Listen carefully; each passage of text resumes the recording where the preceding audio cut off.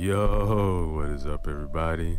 It's your boy Saresco back again with another short horror story for you guys, written by Old School Horror. Remember to use the links in the description below. Show love to them, like, comment, and subscribe.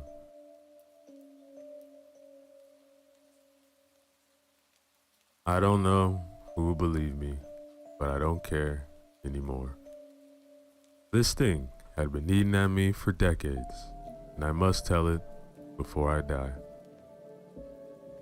I feel death coming closer and closer. Or if it's not death, I'm afraid it's something way worse. I've told no one about the events which happened in 1963, not even my husband. I know there should be no secrets between husband and wife, but I haven't told them anything because I was afraid he will say I'm crazy. He used to be way too pragmatic. Fortunately, a few years after the events, I moved from Indonesia to Australia, but it did nothing to help me forget. The nightmares were relentless and still are. I've chosen to record it instead of writing it down. Arthritis got to me really badly over the last few years. I'm way too tired even for a simple act of writing. So, here it goes. Back then, I was about 17 years old. I lived with my family in the Paku village, in the Tanah Toraja area, close to Lake Poso. It was a wonderful place. Bamboo forests and rice fields covered extensive areas of hills and valleys. And the people were simple, helpful, and respectful. They were avid keepers of our traditions, family values. I don't know how things might have changed. I haven't been back for a long time. I lived with my mother, Atara, my father, Saito, my brother, Jabir, and my sister, Naka. My parents had another child, a boy named Angono, but he died when he was 7. He drowned in Lake Poso, and since then, my mother had never been the same person. She was the only one with him on the fatal day. He was busy collecting fruit and didn't see Angono going in the lake. He drowned under her helpless eyes. Several times a year, she went to visit the site where Angono had been placed.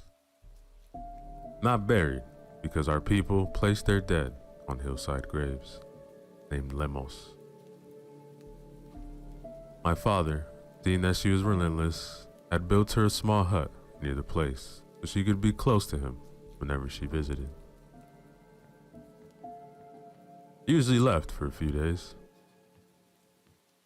Despite my father's insistence, he always went alone and brought provisions with her from home.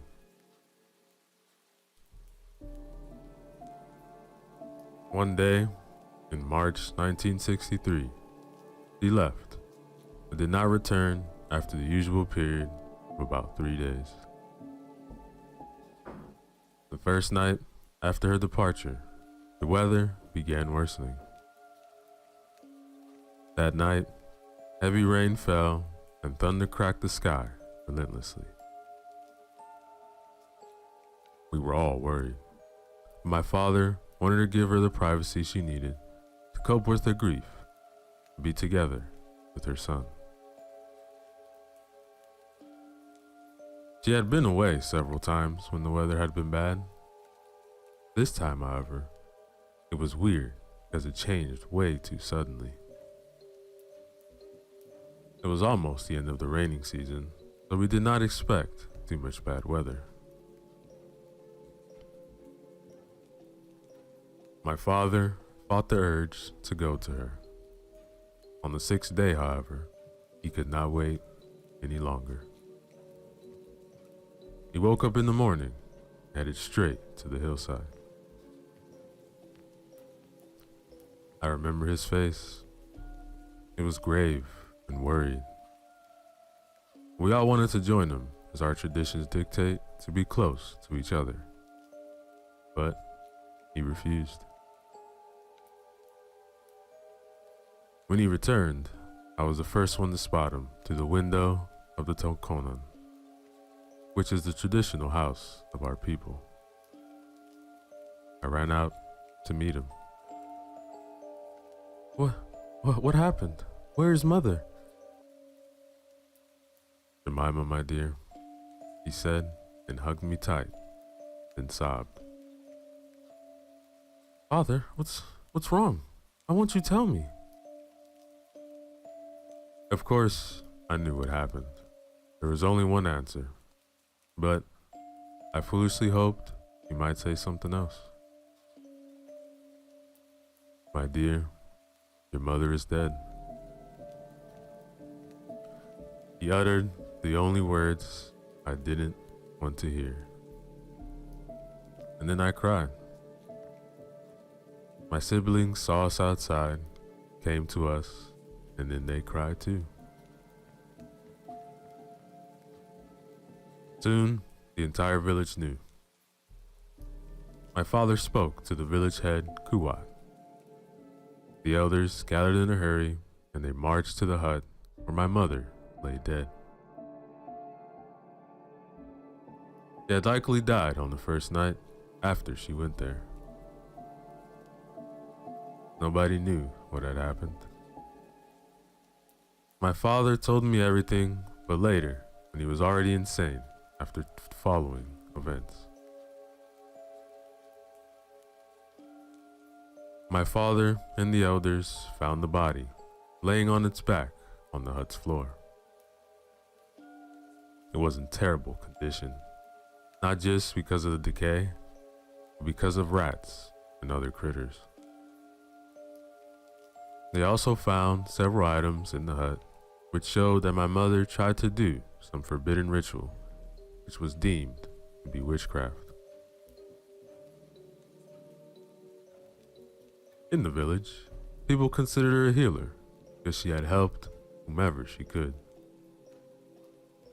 Of course, we had our shaman, and who had lived many years and many seasons, but my mother was also among those capable of healing. But in secret, they had been trying to do much more than heal. The items in the hut suggested they had tried to reach out to Angono. I know how this sounds, but for my people, these beliefs were important. They believed in the afterlife, or puya, as it's called in our language. We believe that if a funeral ceremony is conducted under our customs, then the soul will pass into the afterlife and be at peace. But if not, it will become a bombo, or wandering spirit. Among the things they had found, there was also a mirror which had belonged to my mother. I recognized it right away because back then there were only a few people who had such an item. Also, I used it many times, so I was familiar with it. Mirrors were considered windows into the afterlife by some shamans, especially those who tried to talk to the ones on the other side. Many of our people had even refused to use mirrors since they thought it would be witch's tool.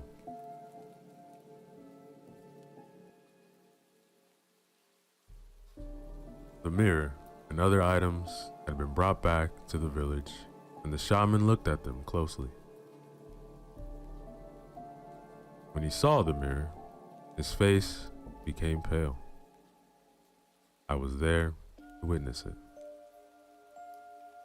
My other siblings were too young, So, my father forbade them to witness serious matters such as this. "What's wrong, Slamet?" Father asked. "It is what I feared."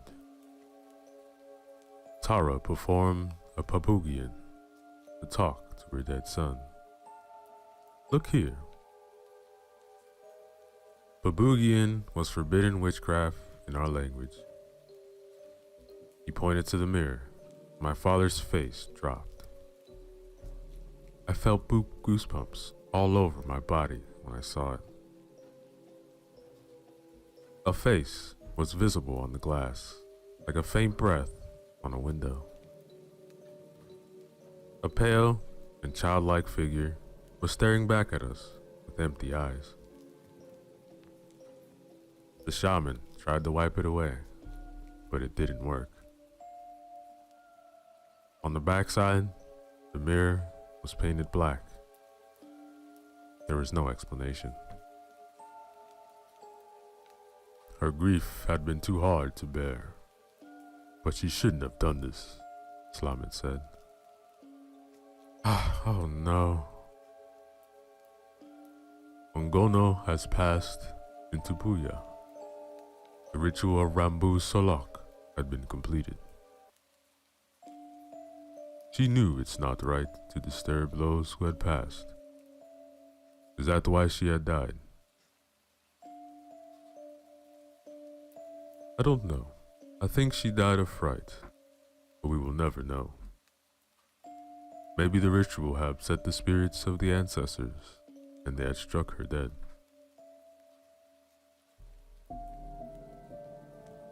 My dear Tara, how will she pass now into Puya? I don't know.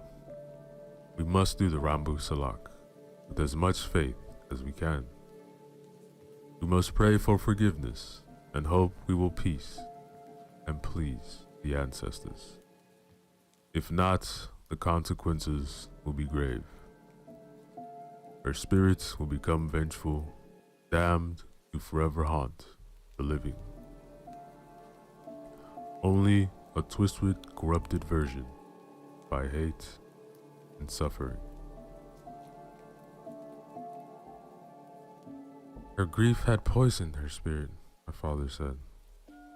Yes, but there is still hope, if the ancestors are kind enough. I saw tears on my father's cheeks. Of course, I understood his grief, but I did not understand the part about the afterlife and the fact that Rambu Salak, or funeral, had to be done right. Of course, everything became painfully clear later, but at that point, I did not know. They placed my mother's body in the northern area of the house called Alang Banua on an altar. This area was the most sacred part of every house. Then, the preparations began. The body had to be prepared for the funeral ceremony. This consisted of washing it with oils and herbs to try to preserve it. The use of formaldehyde was not yet common in this area. Also, given the state of the body, they had to wrap it in cloth to prevent pieces from falling off.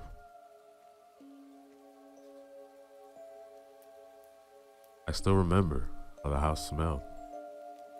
It was a horrible combination of herbs, oils, stale sweat, and putrefaction.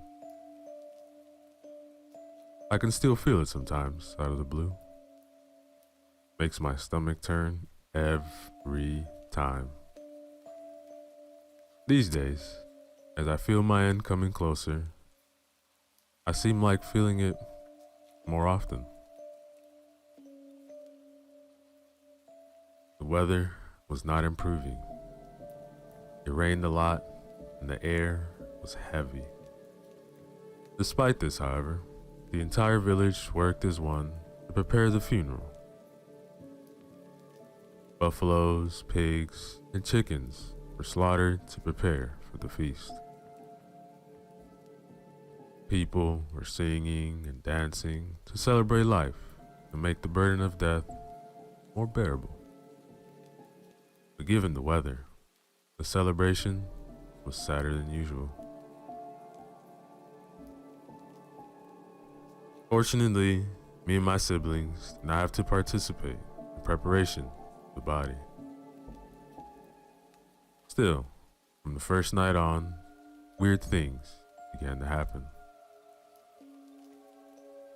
The dogs around our house were barking all night, and our 2 cats were nowhere to be seen. They came home each evening for a few scraps till my brother's body had been in the house. The cats refused to come home. I couldn't fall asleep, then I had to go out to the outhouse. Jabir and Naka were sleeping in their beds, so I took careful steps to go outside. People were still chanting in the northern room. The air was chilly, and I shuddered, but went to the outhouse to do my business. When I came back, however, my skin erupted in goosebumps, despite not seeing nor hearing anything out of the ordinary, except the dogs. I was at the foot of the wooden stairs which were leading into the house. Under the house, there was a storage area which we call a loan. I looked between the rungs of the stair under the house. Some kind of instinct told me there was danger lurking down there.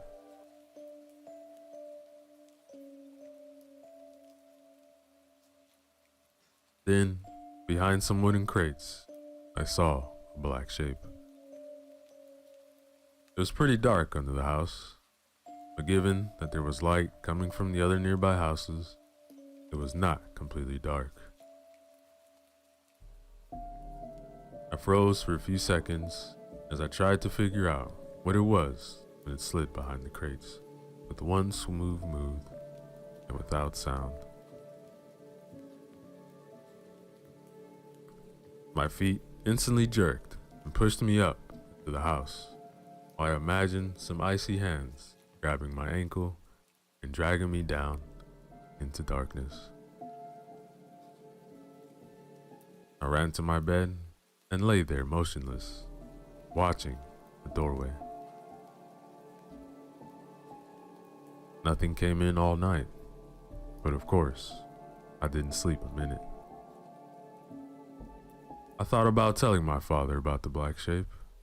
I didn't want to upset him more, so I chose not to. By the next night, they finished the coffin. Several men had been working on it to make it as ornate as possible, but also to finish quickly. My father could not bear the sight of my mother's body in the shape it was in. He also considered himself guilty, so each look he gave my mother's body bore a small piece out of him. In the meantime, people were busy preparing the bamboo scaffolding which was used to carry the coffin to the burial site. Slamet, the shaman, was there to make sure everything was exactly as the Torojan traditions dictated.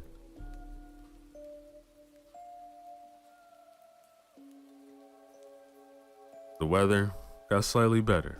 The ground was full of pools filled with rainwater. It was dripping from rooftops and trees all day. The sun refused to come out, so the sky remained overcast.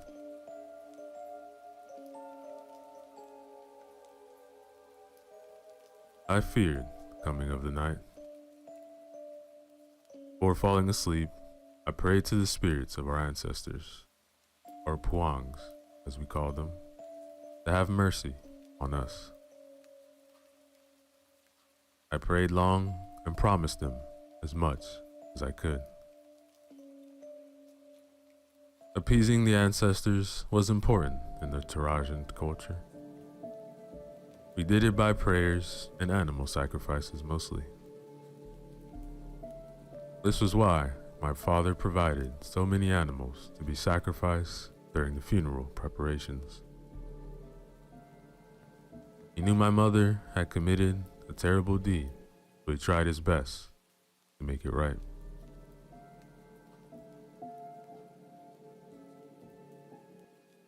Me and my siblings went to sleep. Quite some time had passed before I finally began drifting into the land of dreams. Instead of a dream, I had a nightmare. In it, I wandered into the Alang Banua, where my mother's coffin had been placed. Somehow, the house was empty and there was complete darkness outside. I crept closer to the coffin, but then I heard knocking from inside it. This was when I jerked awake, but the knocking did not stop. It came from under my bed, from the floor. I immediately thought back to the shape under the house and felt cold shivers all over. Curled up in my bed and began praying to my ancestors to have mercy on me. Soon, the knocking stopped and I wearily drifted asleep.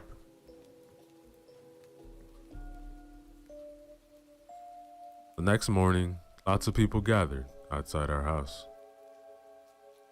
It was the day of the funeral. The whole village was there, and they brought the bamboo scaffolding, which was used to transport the coffin to its final resting place.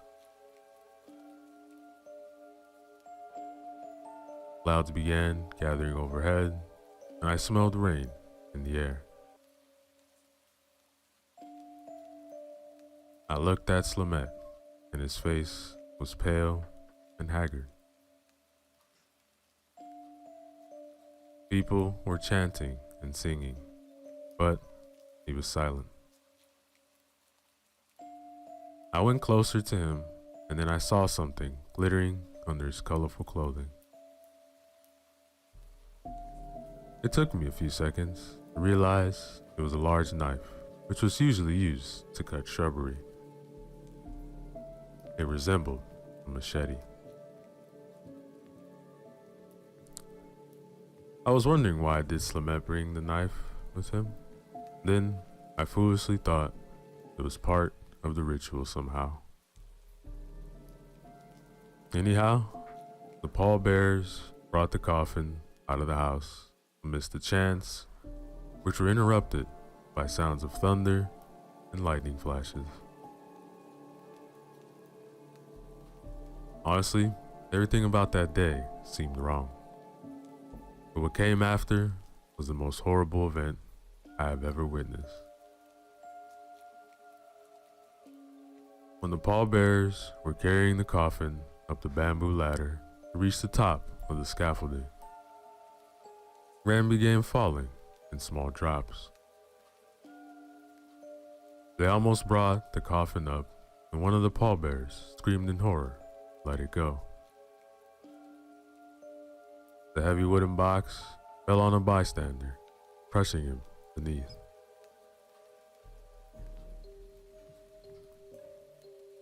People began screaming, running toward the scaffolding.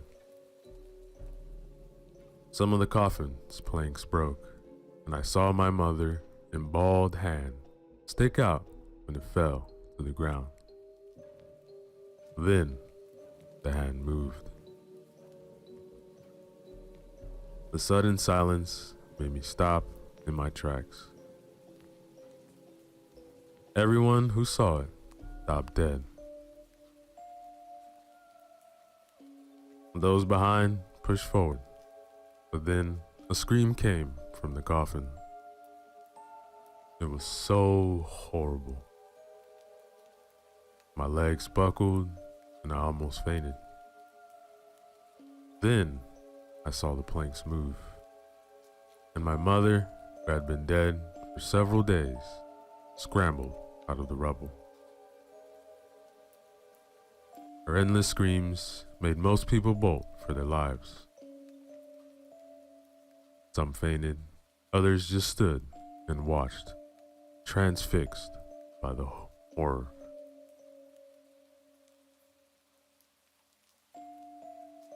The screams were coarse, full of anguish and pain. When I saw her eyeless and lipless face, I screamed too, as loud as my throat and lungs let me. This was when she noticed me in the crowd. I don't understand how this was possible, or any of it was possible. She just noticed me and stopped screaming for a few seconds, then started toward me. I saw Slimette draw the large knife and ran to her. This was when I understood the role of the knife. Slimette knew what was going to happen, and he armed himself. Since my mother had tried to summon a dead person who had already passed into the afterlife, he was being punished by the ancestors. He was denied entry into Puya and was sent back to her decaying body to suffer. Slimette raised the knife to strike, but she jumped on him mid-swing and bit mercilessly to his throat. He screamed, but could not fight off the possessed corpse, and his blood gushed everywhere. 3 of the older members of our tribe died of a heart attack when they witnessed this. Many more fainted. I just screamed. My poor father was the only one who gathered his courage and ran to Samlet's aid, even though there was not much hope. He grabbed the knife, which was laying in the dust, and began hacking. I couldn't watch, so I turned away, but I still hear the screams. My mother's raspy, guttural shrieks combined my father's desperate, tear-filled wails in a terrible cacophony. Adding to that, the soft chops of the blade as it cut through the dead flesh, and the nauseating smell which engulfed the area made me throw up.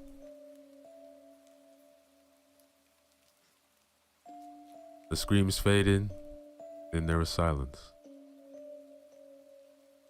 My father fell on his back. By that time, rain was pouring profusely, but he didn't care. Nobody cared. It was washed blood and decay away. Nobody from the crowd had ever seen such an event, except from Slimette. But he couldn't tell more tales. My life became hell after that event.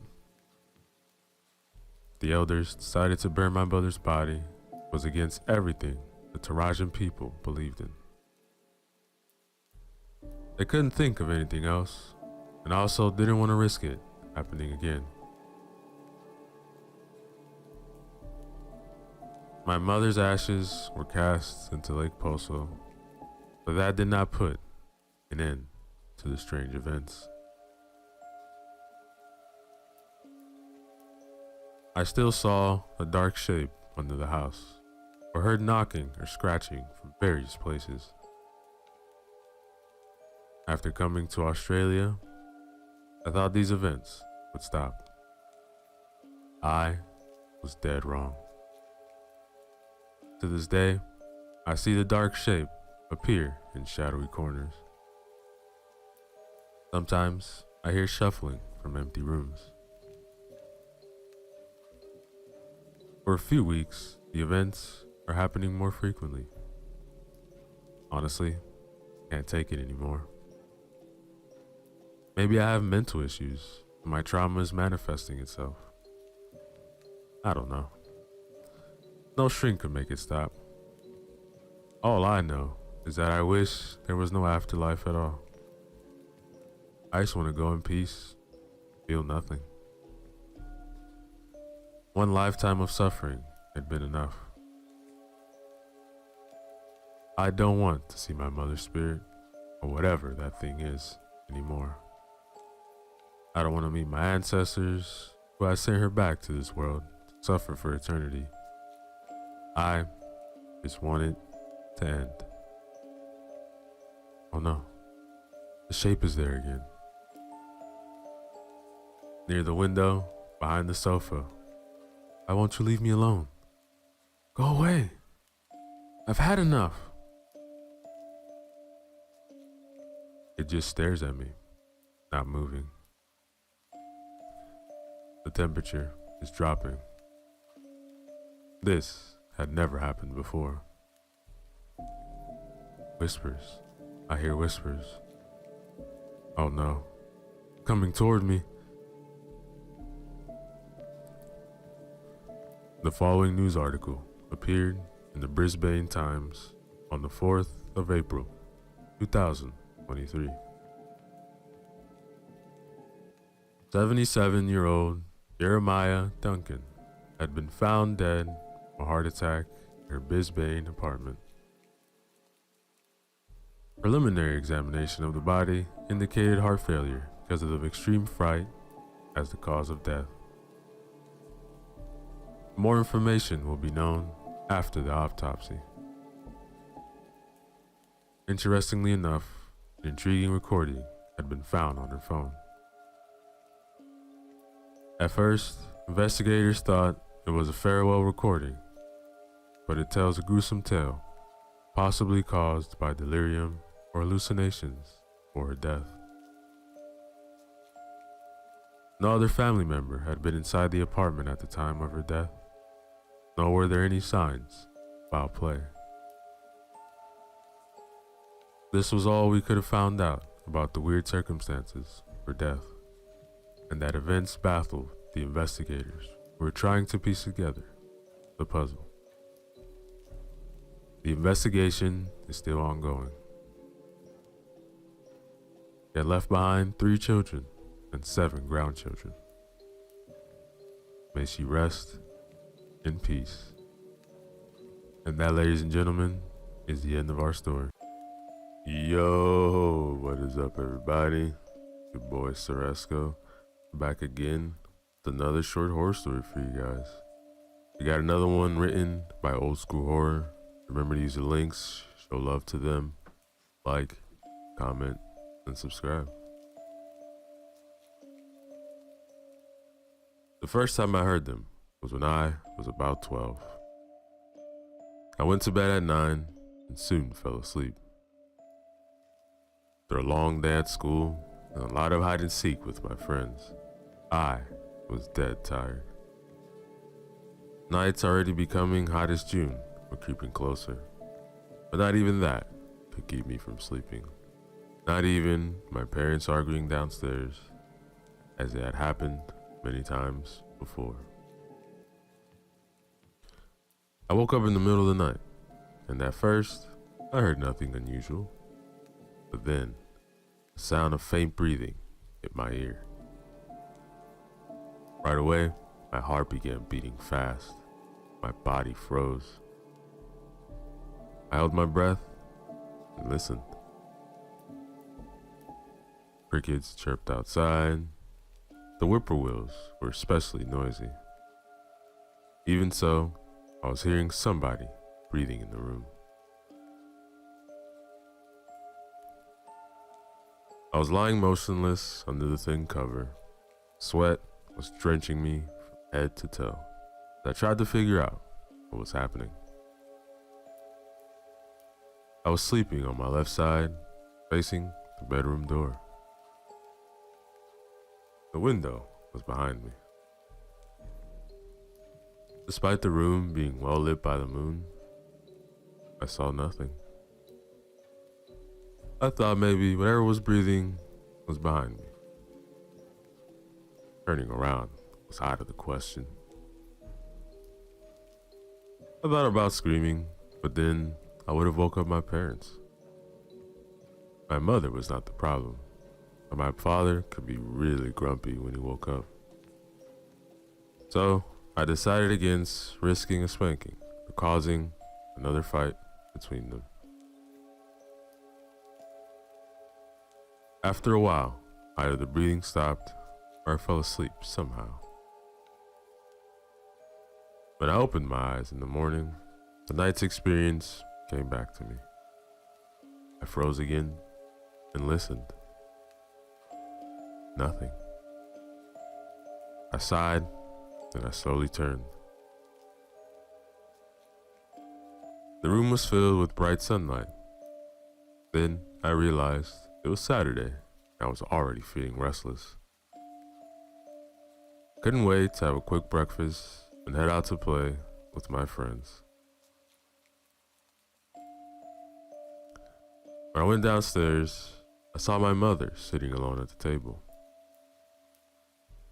She had that obvious 100-mile stare, and I knew why. My dad had already gone out with his friends, but not to play. He had a well-established routine, and we all knew it. He would come home after midnight, staggering, blubbering, and reeking like a barrel of draft. I kissed my mother on the cheek, which painted a smile on her face, ate breakfast, and headed out. Playing with my neighbor's friends was one of the few activities which I loved. It also made me forget all the bad stuff which was happening at home. When the weather was bad, I occupied myself with either reading or watching the television. I didn't really like watching the TV in my room because it was so small. My father considered that a small kid needs a small TV, so there's no reason to spend money on a bigger one. But of course, he had money to buy booze, play poker, or pay strippers. Me and my friends were out all day. Our house was at the edge of town, and not far away. There was a small wooded area. We were spending most of our time there, under the protective shade of the trees. But when I went home, different kinds of shadows came upon me. My father came home, and of course, he was wasted. The usual argument broke out. I was already in bed, thinking about last night. I was afraid to fall asleep, but when I was close to drifting away, I heard the shouting downstairs. Fortunately, it did not last long, and I fell asleep. I woke up later, same as last night. Everything was silent, except the breathing. But this time, I also heard whispers. I was desperately hoping that I was just imagining sounds, but after several minutes of holding my breath and listening, I was sure they came from the room.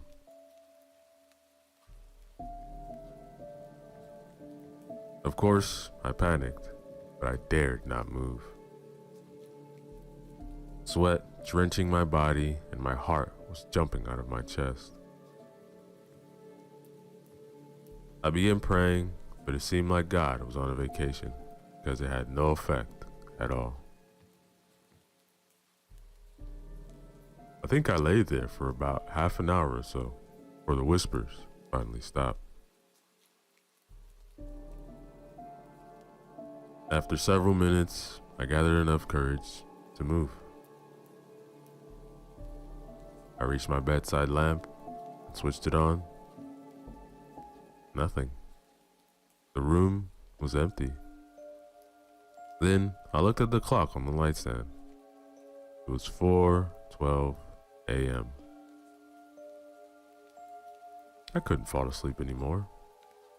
Ghosts, I thought. Ghosts were haunting our house, like in the movies. I had a great urge to tell my mother, but I feared she will think I was crazy. Also, I didn't want to give my father a reason for another argument.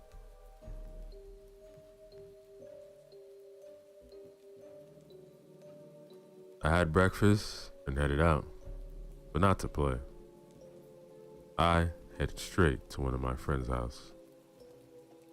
His mother had all kinds of books about occult stuff, and I figured I might find out what was happening to me. This was at the end of the pre-internet era. The books were pretty much the only source of information out there. She gladly lent me some of her books and was happy I had an interest in the subject. I didn't want to tell her either. She was a really talkative person, and everybody knew you couldn't keep a secret.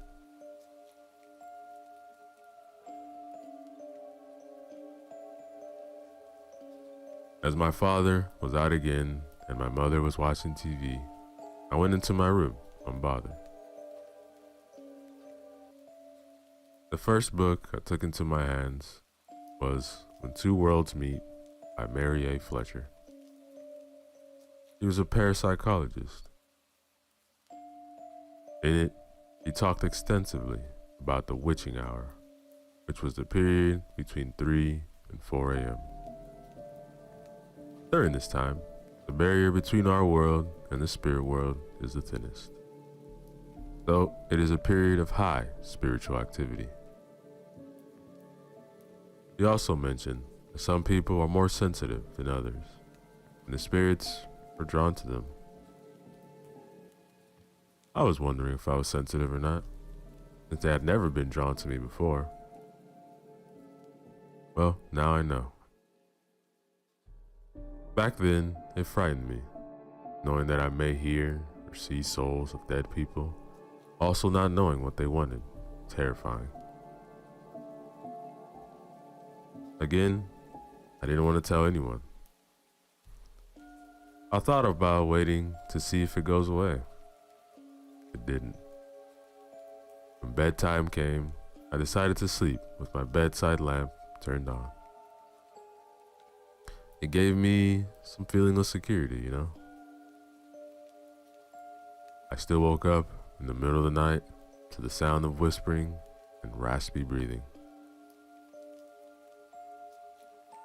The air was cold, oppressive, and my skin erupted in goosebumps. I definitely felt them in the room, but I saw nothing yet. My vision was hazy. My instinct signaled me that there was a threat in the room. That was when something in the shadows started moving. I froze and hoped with all my heart that it was just a trick of my mind. But it wasn't. A dark human made a menacing step toward my bed from one of the opposite corners. I screamed at the top of my lungs, and the shadow drew back. But not because I screamed, but because hurried footsteps came from the stairwell outside. My chest was heaving wildly when my mother stepped in. She immediately rushed to me and embraced me. My father's heavy steps came a few seconds later. "Oh, what happened, honey? You have a bad dream?" "No, it was not a dream. I saw somebody in my room." "No bodies in the room. The hell are you talking about? Don't, just leave him alone, please. He had a bad dream. It wasn't a dream, Mom. I saw somebody right there. I was awake and the lamp was on. I saw somebody. Don't be ridiculous. The windows are shut and there's no place for anybody to hide in here. Why are you sleeping with the lamp on? I'm afraid. I've been hearing breathing and whispers at night. Oh my God, I'm so sorry. Look, honey, we'll figure it out. I think I already figured it out. He was checking the windows when he stumbled upon the pile of books on the other side of the bed. He took the pile up in his brothy, bricklayer hands and looked at each of the books with thick, furrowed eyebrows. When Two Worlds Meet, Signs from the Other Side, Hour of the Witch, Shadow People. What the hell is this? Leave him alone, please. My mother tried to stop him, but he ignored her. Of course he's frightened. Look at all this shit. How can he not be frightened when he's reading this crap? Reading books for school is what he should be doing. I just tried finding out what happened to me. I'm sorry. Look, maybe he's just afraid to talk to us. What? Are you afraid of talking to me? Yes. Well, here I am. Talk to me. Don't be such a wimp. Stop, my mother shouted. Come on, you don't tell me what to do, he said, while pointing menacing at her. And it's time for both of you to listen. This goddamn circus will stop once and for all. At his age, I was helping my father lay bricks in this town. I had no time for ghosts, stupid books, because I was building houses. I'm not busting my ass to work all day, so I come home to ghost stories and whining. What about busting your ass at the bar with your idiot friends, huh? Drinking and playing poker all night?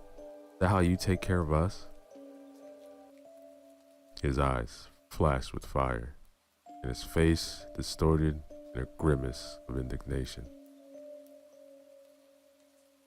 The slap followed, and it was a powerful one. It hit my mother right on her cheek. Her head bumped into mine, and we both fell onto the bed. I put food on the table so you two don't starve. I drink and play whenever I please to. He headed towards the door, then stopped and turned to us. No more lamps during the night unless you pay for it. He then stormed out the room, and my mother remained with me. We both cried, and for some time, and then we laid silently, bracing each other. Then a shallow and troubled sleep came, but at least the spirits didn't bother us tonight.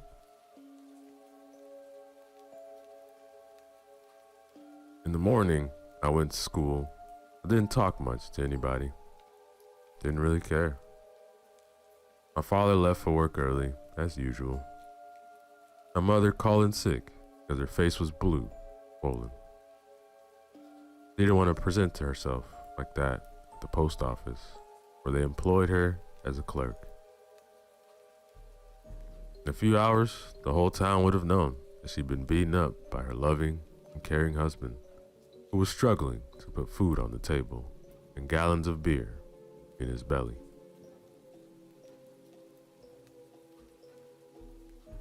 My father came home late that night, probably drunk. My mother was already sleeping, so there was no chance for an argument happening. I, tired both physically and mentally, so I fell asleep. The dreaded waking during the witching hour had come, of course. I saw no shapes this time, but the whispering got louder. It seemed that several people were arguing about something. The cacophony was maddening. I stuck my fingers into my ears as hard as I could. Some of the noise still slipped through.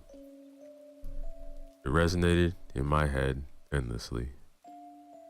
Then, somehow, I fell asleep again. The next day at school was hell. Couldn't pay attention to anything. I was dead tired.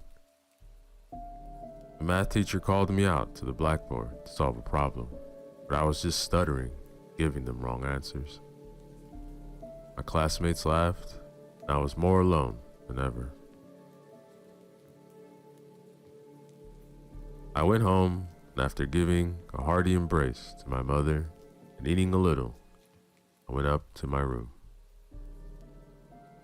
Fortunately, my father did not throw out the books, so I could read some more.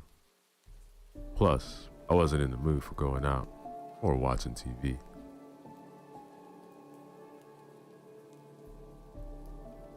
I fell asleep before he came home, but I woke up again during the witching hour. Before opening my eyes, I was already hearing whispers.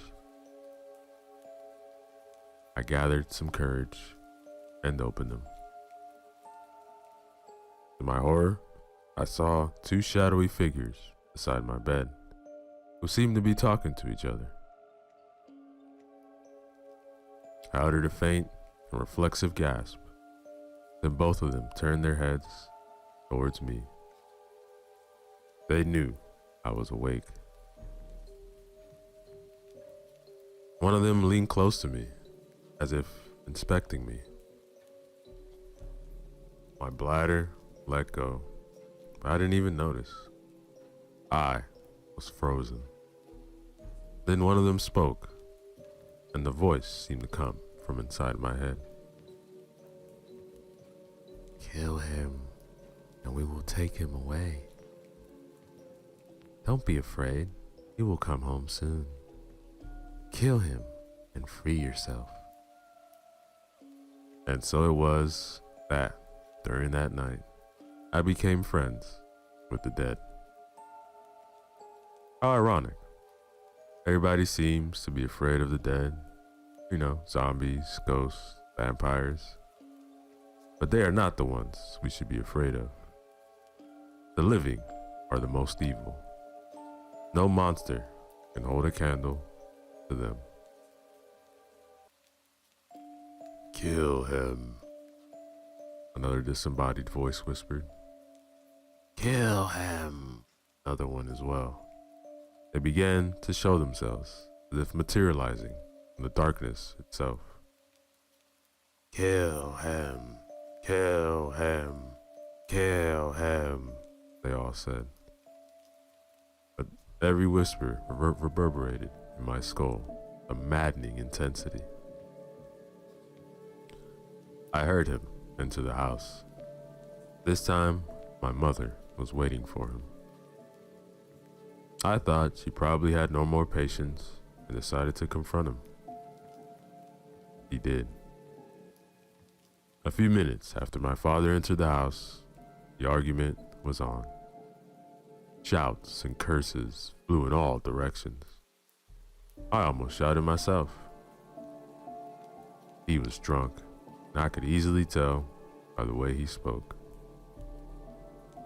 Then I heard a slap. That was it. I stood up, and the spirits of the dead retreated. They watched from the shadows as I slowly opened the door through a crack, then paced to my small television. I unplugged it, then lifted it up. Felt like a piece of feather.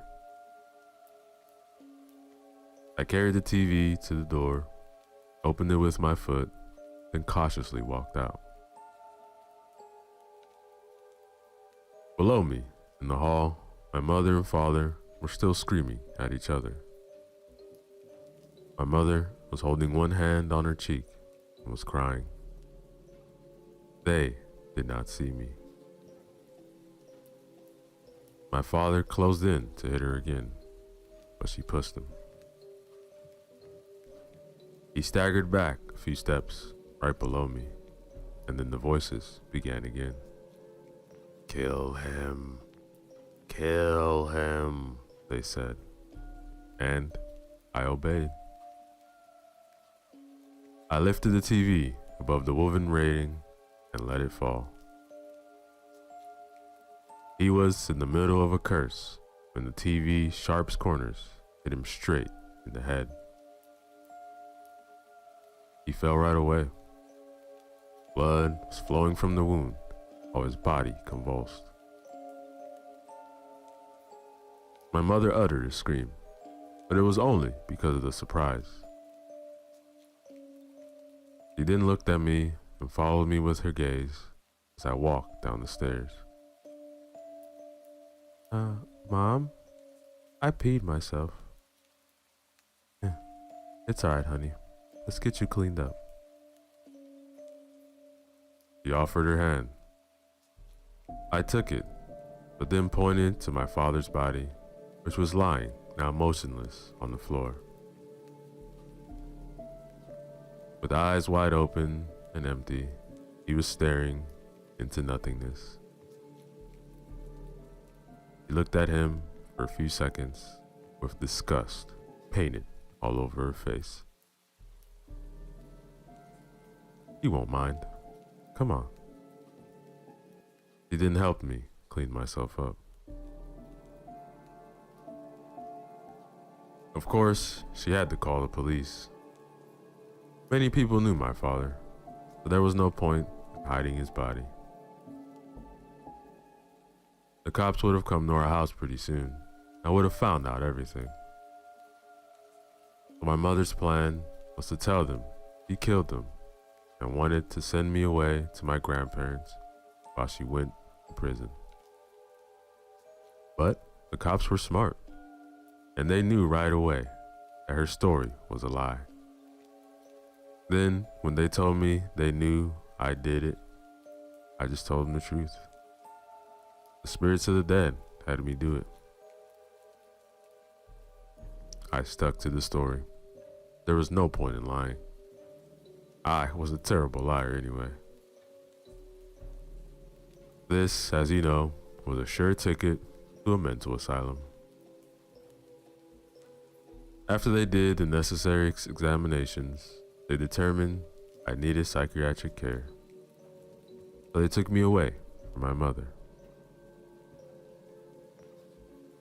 She tried desperately to get me out of there. Trying several times, she finally found a lawyer who accepted to help her at a price she could afford. We've never had enough money. After my father died, we had even less. At first, she didn't tell me what the lawyer was up to, but I saw on her face that something was not right.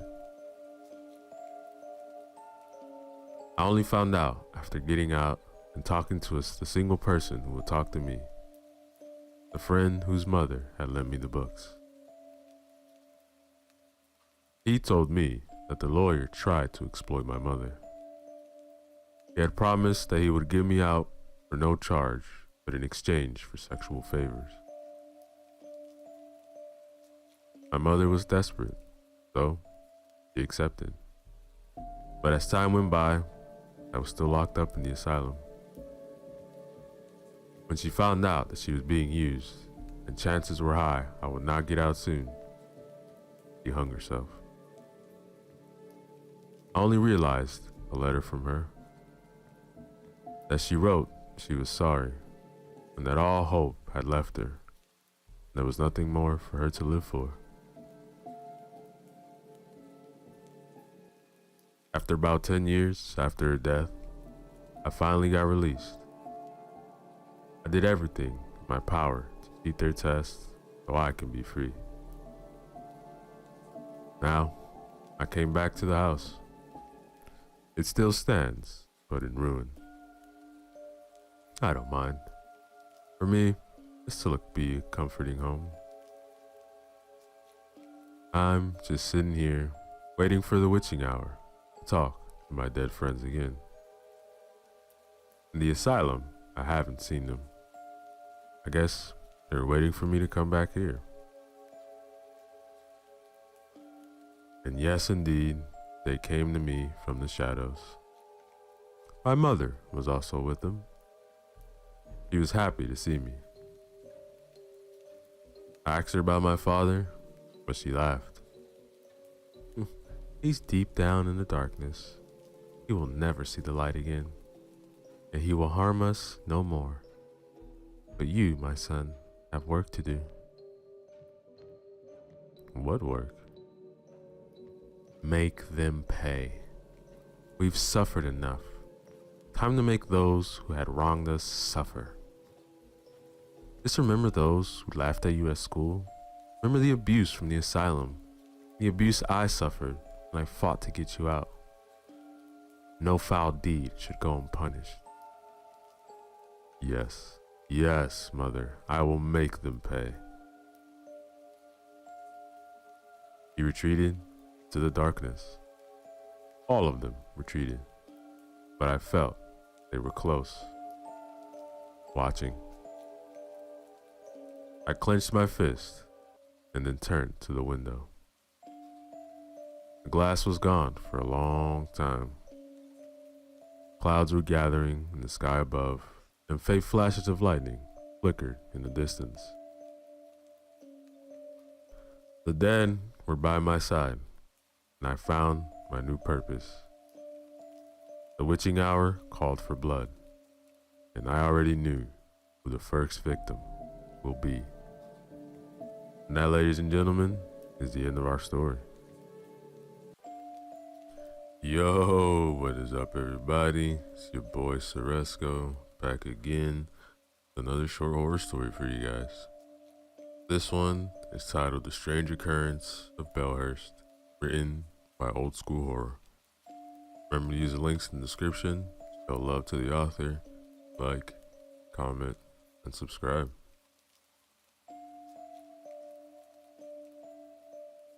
The overcast sky was foreshadowing the mood of the upcoming days. Steve Jenkins stopped the car near the big iron gate of the house. He looked out the right window past his wife and saw the small town of Bellhurst.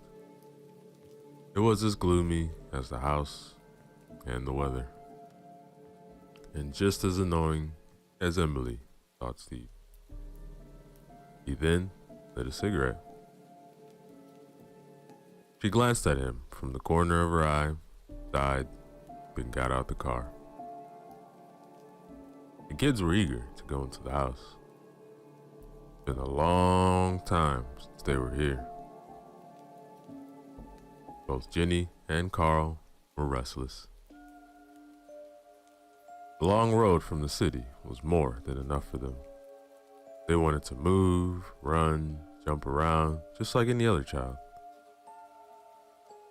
Jenny was 12, Carl only 10. With slow and lazy moves, Steve got out of the car. The cigarette was dangling in his mouth while his mind was elsewhere. Jenny and Carl ran to the gate. Their mother followed them. The man slammed the door, then unloaded their luggage. It's been a long time since we've been here, said Carl. Yeah, it's been 5 years since Grandma died, said Jenny. Mommy, why didn't we come here since then? Carl asked. Well, your dad was busy. But now we're here. We'll make this house a better place. In his younger years, Steve used to be a pretty powerful man. The countless hours of sitting at a desk weakened him. Even the unpacking made his chest heave. Constant smoking wasn't helping either. Emily took out her keys and unlocked the gate. She looked at the house, saw the deplorable condition it was in. Some windows were broken, plaster on the outside walls fell off in many places. The capricious weather heavily damaged the woodwork, and the paint was peeling off almost anything which once had any on it. The yard was heavily overgrown with grass, bushes, wild grapery, elder trees, quince, and who knows what else.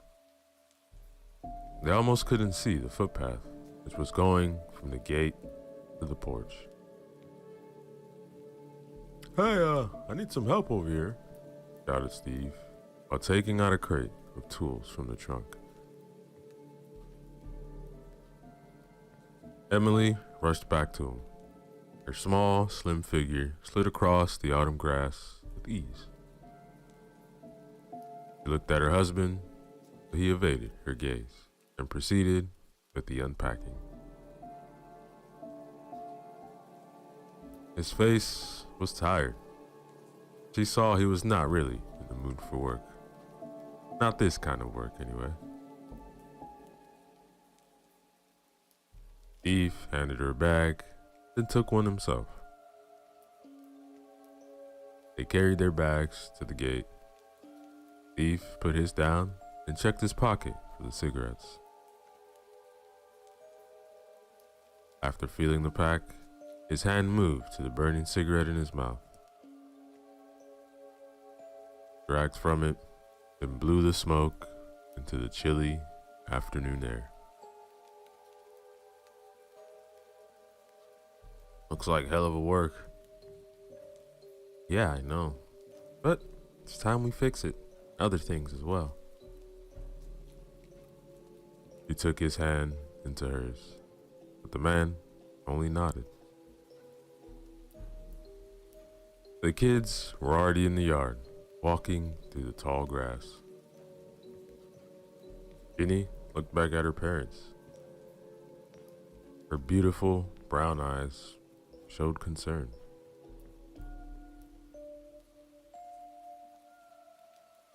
They went onto the porch, and Emily opened the front door. The smell of dust and old furniture hit their nose. Fortunately, it looked like thieves did not target the place. Cobwebs and dust covered almost everything. Signs of rats and mice were everywhere.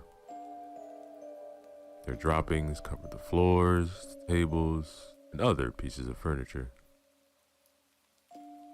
Some were tangled between the webs. In one corner of the front hall, a small skeleton of a mouse was lying. Jenny drew back when she saw it. The furniture was in its original place. It was dirty. Small things had been knocked down from their initial place. There was a small cabinet on the wall near the sink. It had its doors open. The plates, which were once inside, were now laying scattered across the kitchen floor in pieces. "We have to clean the kitchen and at least one bedroom before dark," said Emily. Yeah, I guess. Tomorrow we'll have plenty of time to clean up the rest. Don't forget the bathroom. We have to wash ourselves before bed." "Mom, can we go out in the yard?" asked Carl. No, not yet. Can't see what's out there." It's a jungle." "No, it's not a jungle, but it sure looks like one. Here, stay inside. Who knows what creepy things hide in the grass?" "Fine." Carl's shoulders dropped, and he looked out the window with sad eyes. Jenny didn't say a word. She kept checking on the house. Her enthusiasm was quickly fading. "Hey, don't worry, buddy," said Steve. Tomorrow we'll go out into that jungle. We're gonna tear it down. What do you say? All right. He then ran into his father and hugged him. Emily watched with delight as Steve picked Carl up and carried him all the way to the window. The two of them then made quick plans on how to attack the overgrown yard the following days. Looks like the cleaning of the house will be our job, she said to Jenny, who just returned from a quick tour to the house. The house is disgusting. There are spiders everywhere, replied Jenny. Don't worry, dear. We'll clear everything. Spiders too. Ugh, can't wait to get rid of them.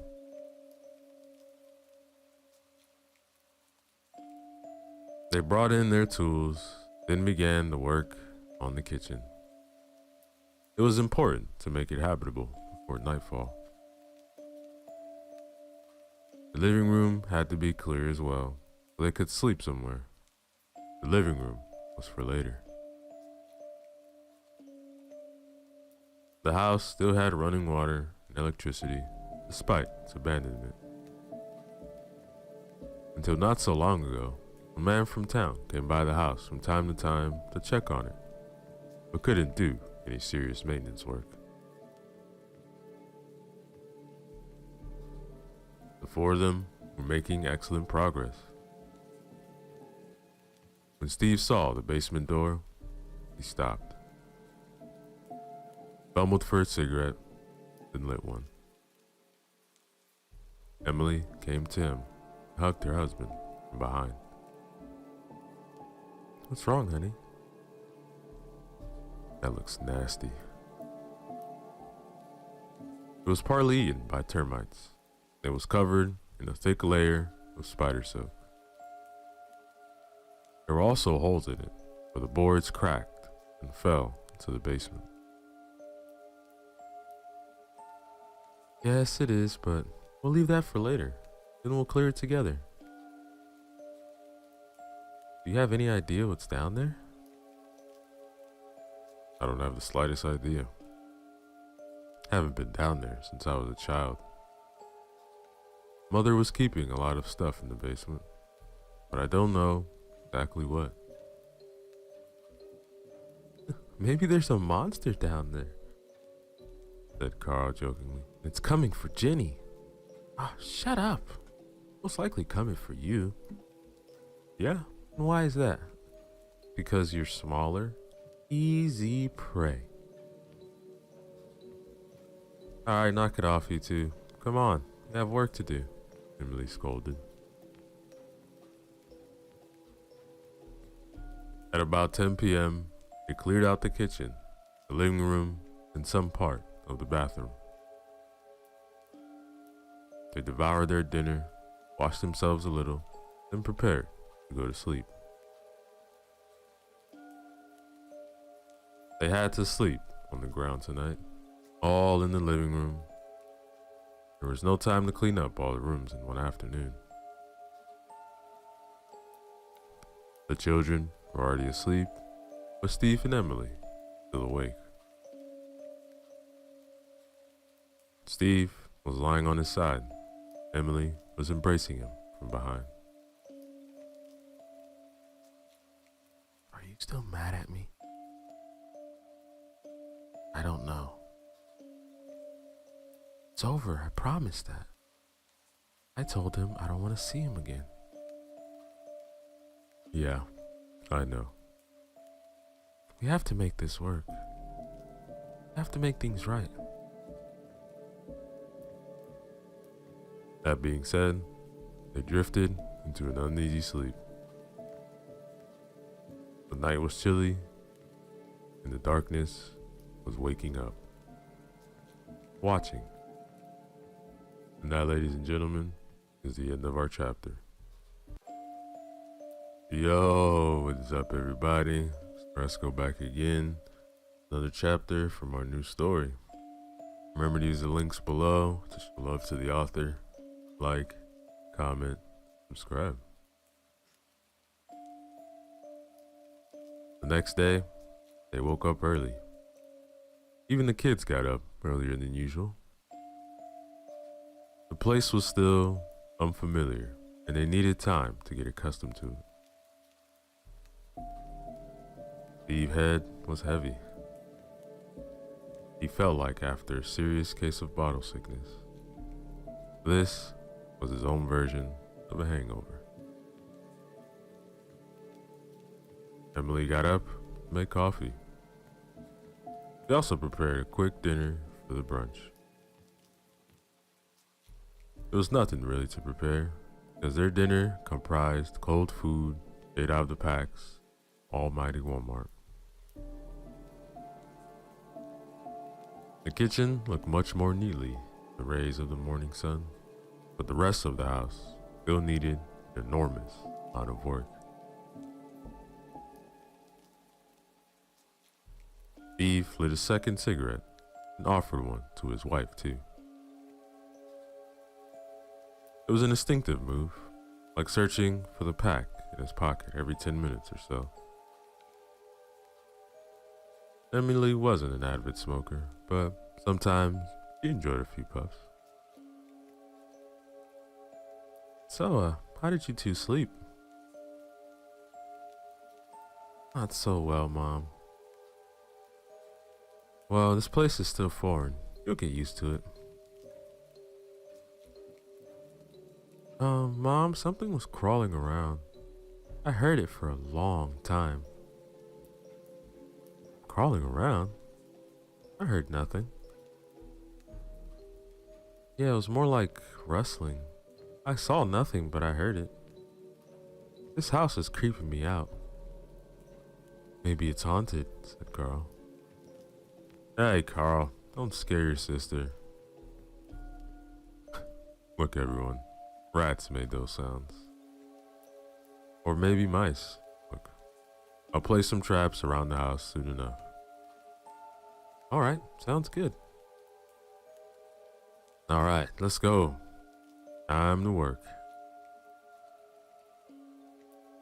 I'll come with you, Dad. Alright, come on, you little explorer. Let's see what's out in that jungle.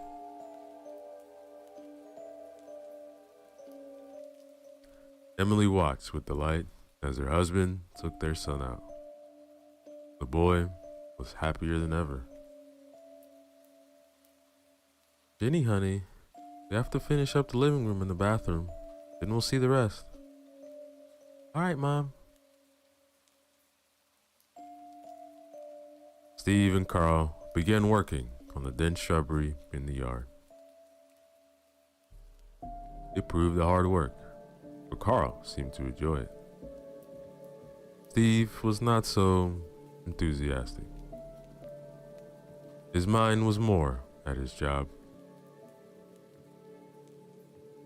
It took Emily a lot of convincing in order to make Steve take some time off. He eventually succeeded.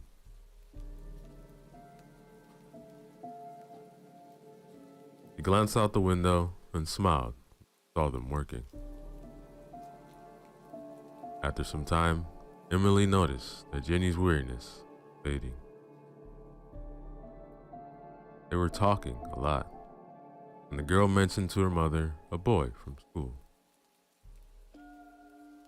With reddening cheeks, she admitted she liked him. Emily smiled again, then caressed her daughter's long blonde hair.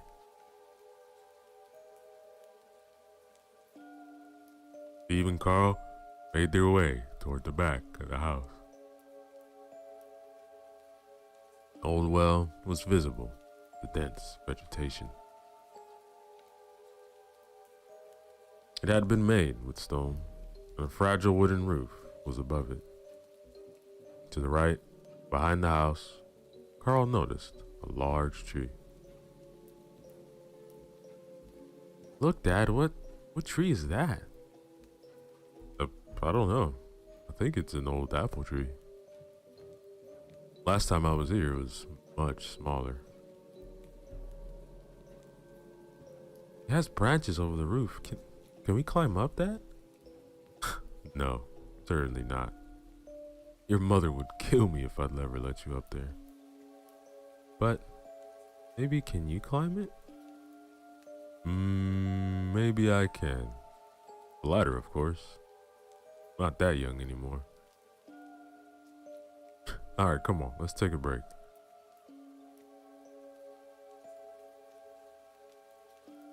After a slight break, they went back out. Steve lit another cigarette, then began thinking about the next step. While he was looking around and thinking, Carl screamed. Steve woke up from his daydreaming, then looked around to see what happened. Carl was running to him from not too far away. Dad, there's a giant spider out there.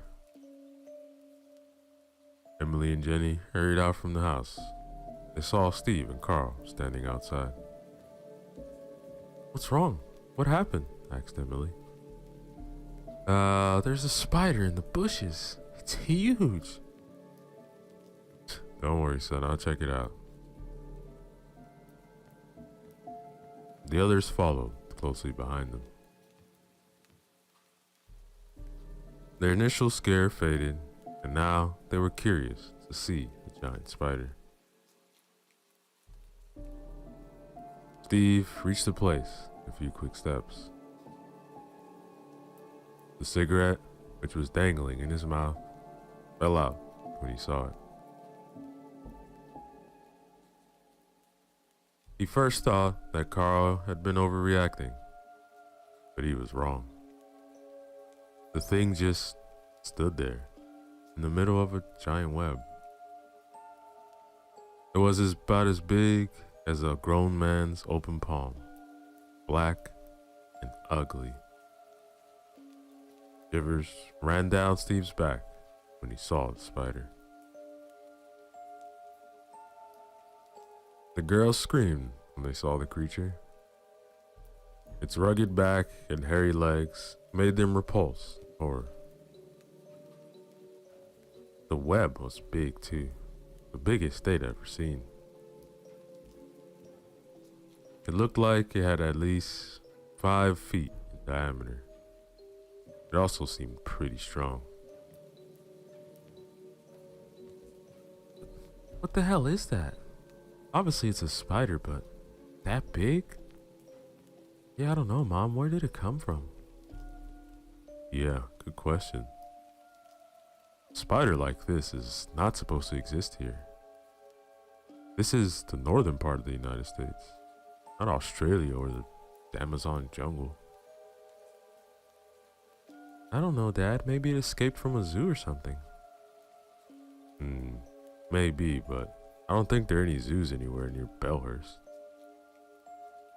I think that it's just a freak mutation. Somehow this one got bigger than the others. I don't know. Well, will you get rid of it, Steve? Yeah, babe, of course.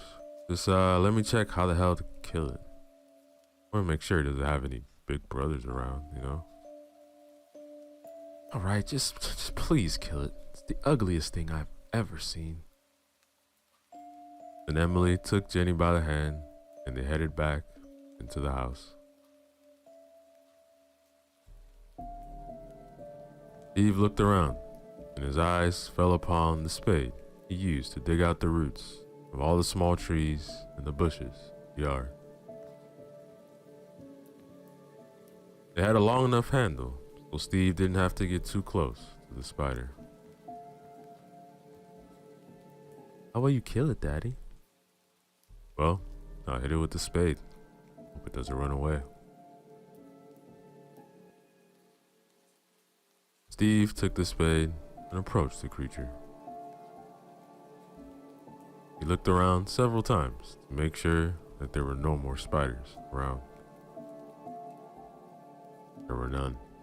Only a dead rat in the grass.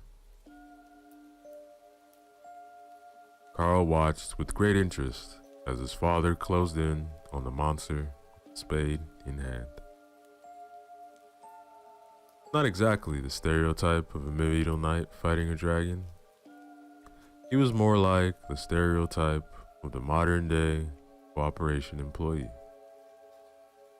A seat shining workaholic with a smoking problem, severe muscle atrophy, a growing gut, and declining testosterone levels. He raised the spade, but his first hit missed, Spider by an inch or so. Steve's coordination had known better times, and the spider curled up when the web vibrated. One more hit, and the beast fell into the grass. Steve searched for it, saw the spider was using vegetation to hide and get away, but its blackness gave its position away. Steve struck again, and the edge of the spade cut the creature in half. The front half was crawling on, but the other hit crushed it. Carl came closer and stood near Steve, who was inspecting the creature. More skeletons of mice and rats lay scattered around the place. It was obvious that the thing had been feeding on them. Yuck, that's disgusting. Yeah, good that it's dead. I hope this is the only one, Dad. Yeah, me too. Steve didn't look around and lit another cigarette. Went back to the porch. Carl followed him, and they both sat down on the steps. The man was wondering what else was waiting for them at this house. That, ladies and gentlemen, the end of our chapter. Yo, what is up, everybody? Let's go back again to another chapter from our new story. Remember to use the links in the description below. Show love to them. Like, comment, and subscribe. By nightfall, Emily and Jenny could clean the master bedroom and one smaller bedroom upstairs. They also finished the bathroom, more or less. There was still work to do there, but that could wait. Steve also changed the faulty faucet and replaced the shower arm and head. Other than that, things are working fine. Emily took some time to cook a quick dinner. The stove was working well, so she couldn't resist the temptation to exploit it. When they were eating, he looked at Steve and he uttered a faint smile. This made Emily happy, a sign that things are going to work out.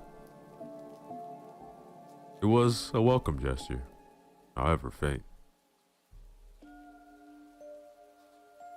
After dinner, the parents took the children to the bedroom upstairs, and they made sure that the kids were comfortable before heading back down.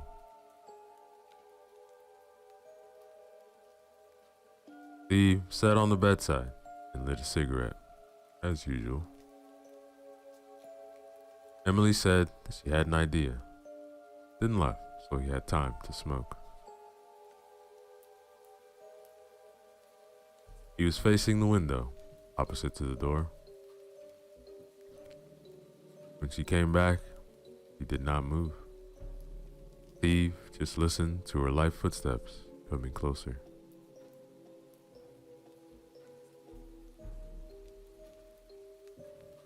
The room was lit only by a bedside lamp. Light was faint, but felt comforting.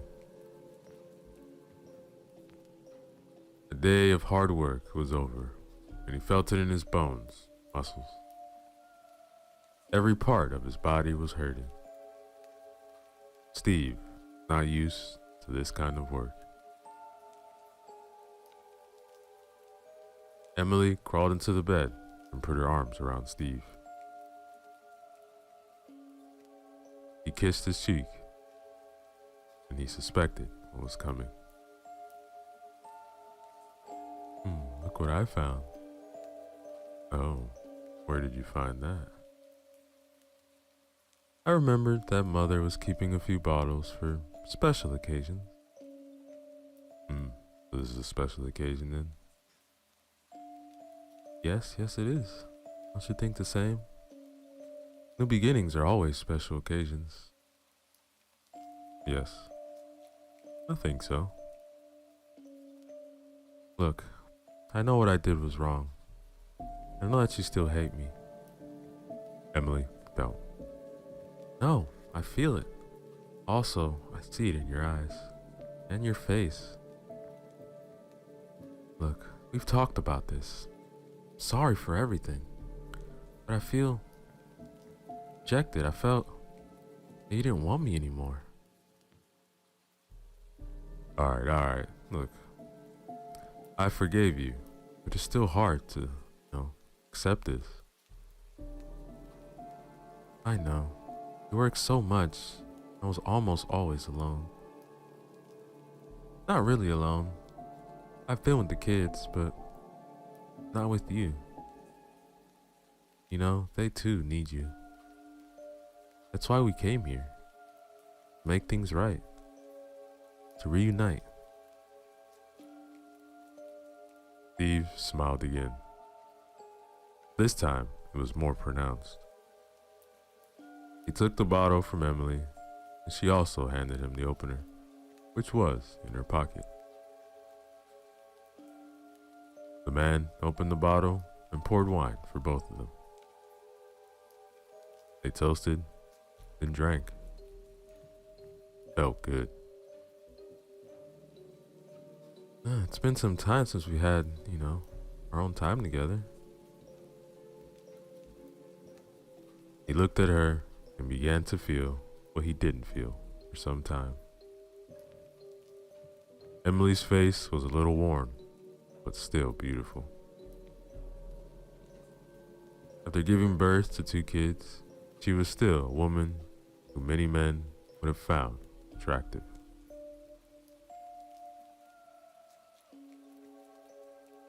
Steve felt the heat rising. After all this time that he despised her for what she had done, he realized that he still wanted her. Emily was a delicate woman and a wonderful mother. It was now that he knew for sure that her affair mainly happened because of him. So, this is a new beginning, right? He then kissed her right away. She welcomed this kiss, and the butterflies in her stomach came to life again. Emily returned the kiss, and then they felt like teenagers all over again.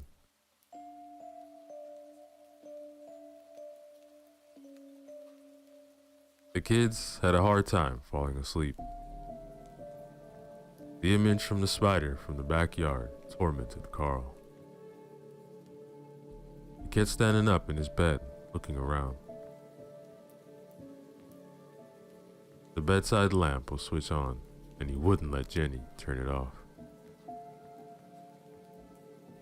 Go to sleep, Carl.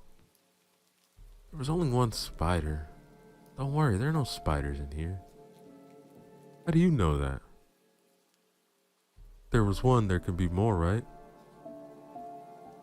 No, it's wrong.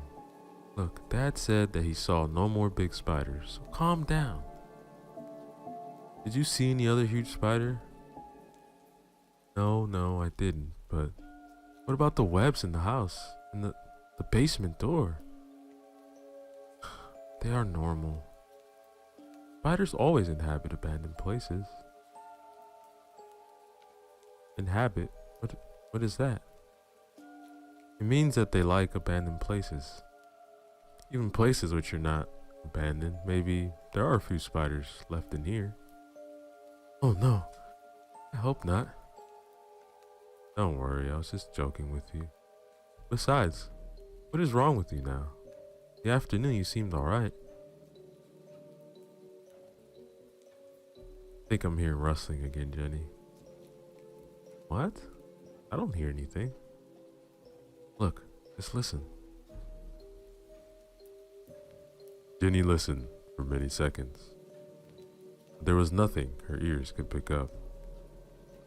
She was only hearing crickets outside. I can't hear anything, Carl. Look, there's nothing in here. I'll go to sleep. After some time, they fell asleep. They were both tired, but Carl was scared. His sleep was a shallow one, while Jenny drifted quickly to the dream world.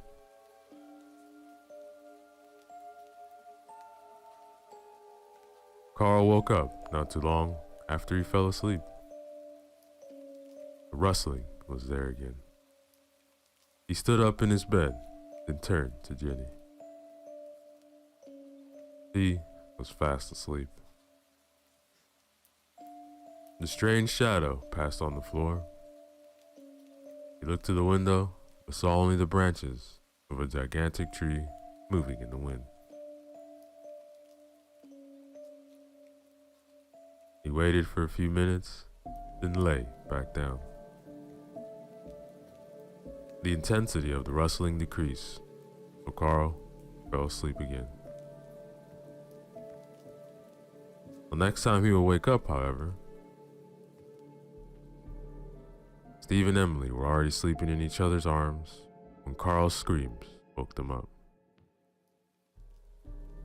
Instinctively, they both jumped out of bed and ran toward the door.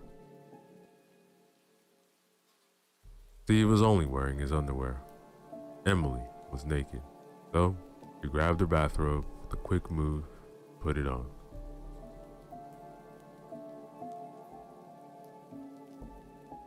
They ran upstairs. Steve burst into the child's room like any Russian would have done in World War II. He switched on the light and saw his ecstatic son in the middle of his bed, trying to get rid of the spiders which were crawling on his body. They were only about 1.5, maybe 2 inches long, legs considered. Jenny was screaming too, backed up against the wall with her legs on her pillow. She had some spiders on her too, and the parents quickly ran to help their children. Soon enough, the spiders were squished under their slippers. Hey, it's all right, said Emily as she hugged Carl. Jenny joined them too, while Steve searched the room for more intruders. He was armed with only a slipper, which proved to be extremely effective at exterminating spiders. It was already slimy from the guts, with a few spiders Steve killed. It was crawling on my face. Emily just tried to hush him. Her heart was pounding, and she struggled to maintain her composure. She followed with her eyes the corporate keeper in the room. He was far from being sure if it was truly clear or not his wife and kids. Steve sat near them on the bedside and hugged them. With the kids getting calmer, Emily felt better. Even though this house had some surprises, she thought, at least we were getting back together again. Want to sleep in our room? Emily asked and looked at Steve, but without the children observing. Steve nodded approvingly, and the kids agreed. Great delight. They don't have to spend the night in this room anymore. That, ladies and gentlemen, is the end of our chapter. Yo, what is up, everybody? So let's go back again another chapter from our new story. Remember to use the links in the description below. Show love to the author, like, comment, and subscribe.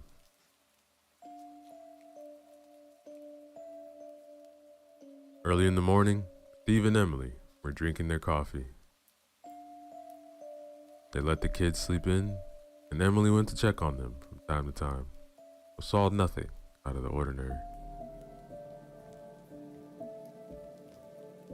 What are we gonna do about this spider, Steve? The man fumbled for another cigarette, placed it in his mouth like countless other times, and lit it. Emily stared at him while he drank from it, and saw that he was thinking. I'm probably just gonna call you Exterminator. We needed those guys anyway, but I thought that we'll get the entire house clean beforehand. Doesn't matter, just call them.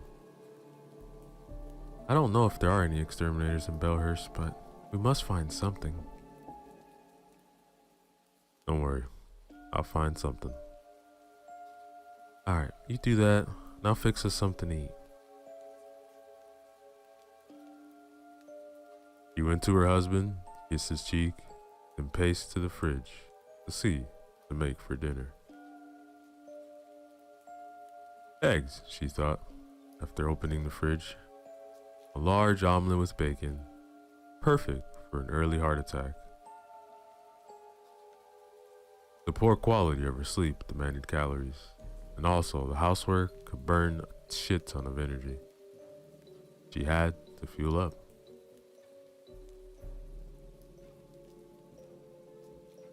Steve took out his cell phone and searched the internet for pets exterminators in Belhurst. Town being small, he didn't expect to find much. There were 2 companies listed on the web for Belhurst.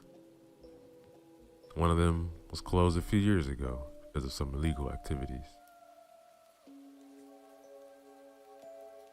Steve tried calling the other one, hoped for the best.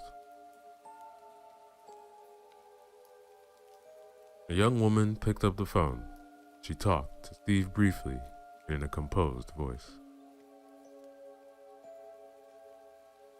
She explained that their exterminators are a bit overburdened because of the high workload. They can get to their house in a few days. It didn't matter how much money Steve offered. The young lady politely turned the offers down. We'll do our best, Mr. Jenkins, and we'll get to you as soon as possible.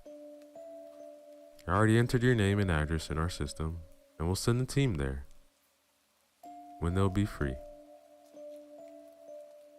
Steve thanked her, then slammed on the phone to the table. What are you gonna do then? Just let me think, alright? Alright, I'm sorry. I don't mean to be annoying, I just want to know that the kids are safe. I know, it's okay. I think I'll have to go into town, maybe buy some insecticides, also some traps. I really don't see any other option right now. Other towns too far away. I don't think they will come all the way to goddamn Belhurst. Better than nothing, right? It's way better.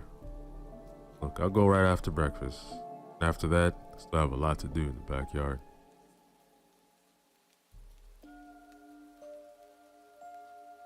Soon, Emily finished preparing breakfast.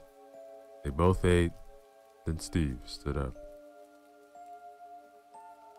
He searched for cigarettes, even though he didn't want to light one. Then saw Jenny and Carl enter the kitchen, sleepy eyes.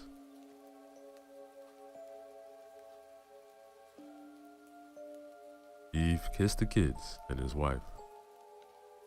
He then headed out to the car. The town was not far, a little short of 3 miles from the house. This should be a quick drive, he thought. The only problem was that he hadn't been in town for a long time. Nevertheless, He was confident that he'll find a store soon enough.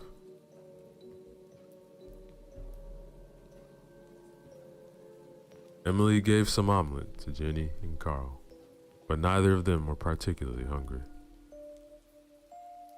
They both left a considerable amount of food on their plate. She then resumed her work, not bothering the kids because of their troubled sleep. But they joined her anyway soon. Slowly but surely, they began helping their mother.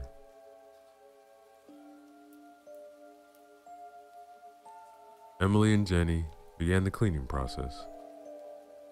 Carl's job was to take things out into the yard, things which were either considered for throwing away or they needed to be cleaned separately or put elsewhere.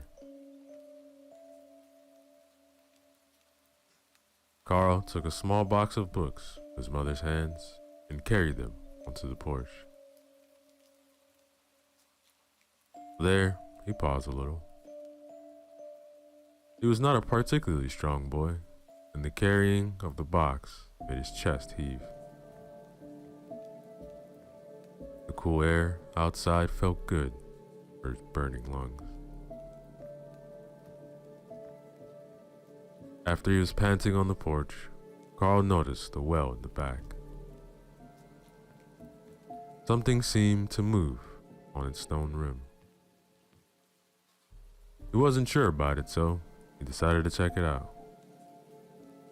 Of course, he knew it was a bad idea. While he was walking toward the well, his mother's educating voice resonated through his mind.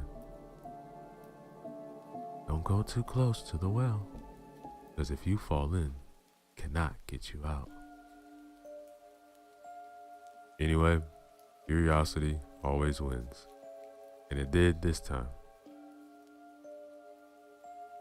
He approached the well's rim and saw that it was about as tall as himself. Carl put his hands on the cold, mossy stone and hoisted himself up.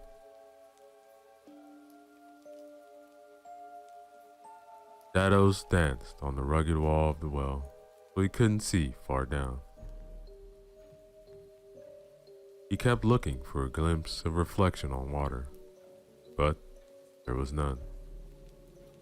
He only saw the shadows dancing, and then realized that they were not shadows.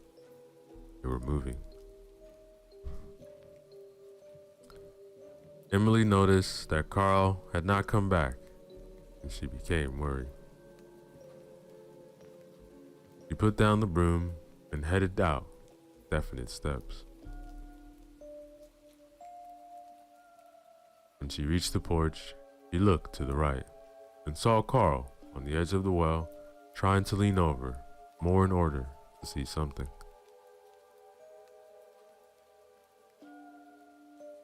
"Oh my God, Carl!" she shouted, but was already running toward the well. Carl looked at her with a startled face, then lost his balance. He began tilting forward, with his head leaning toward the darkness of the well. In a desperate reflex, he dug his knees into the side of the well and also put his hand on the inner wall.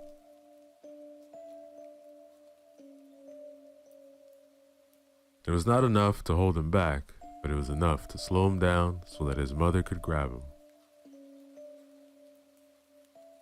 Emily reached him at the last fraction of a second.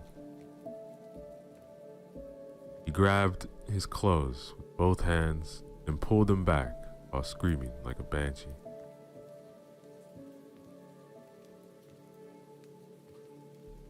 Steve stopped in front of the gate and heard the scream. He jumped out of the car and ran straight to the well, where he found Emily holding Carl tight in her arms. They were both sitting on the ground near the well. A frightened Jenny just ran out the house, not understanding what happened. "What's going on? What happened?" asked Steve. He almost fell into the well. Oh, God. Emily hugged him tighter.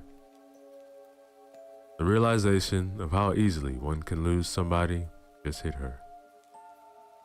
Carl was too scared. He had a hard time breathing.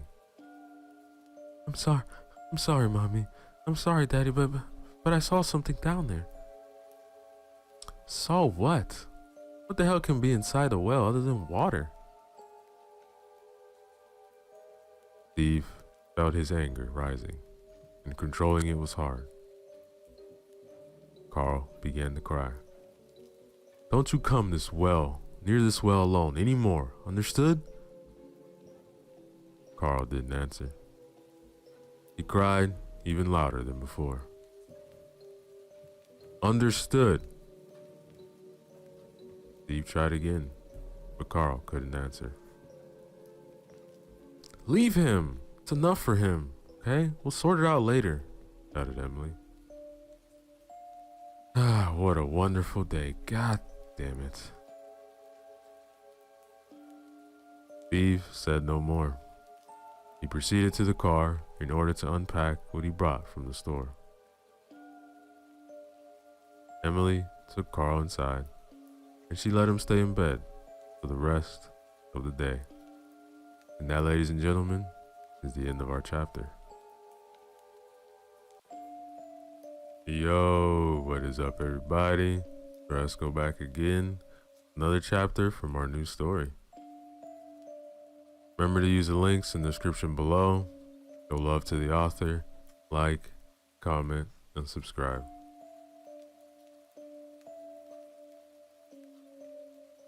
Steve went to the kitchen and lit another cigarette. The clock didn't strike noon yet, but he already puffed on quite a few.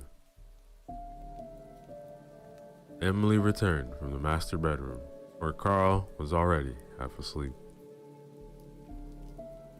Steve saw she was upset. What was that all about? What are you talking about? You know very well what I'm talking about. Why did you have to attack him like that? Attack him? He almost died, Emily. You realize that? Yes, I realize that. I'm not stupid. You have to realize as well that he's just a child. It's precisely why you don't leave him alone.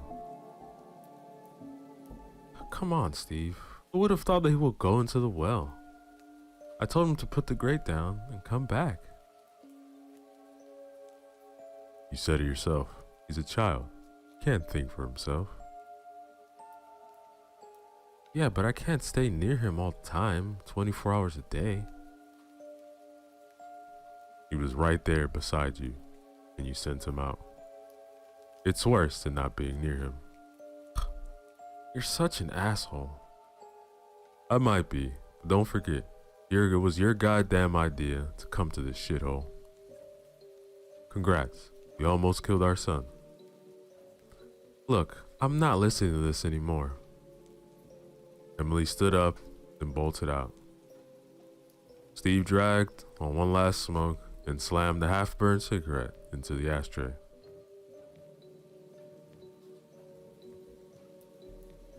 He plans to search the other rooms for the source of the spider infestation.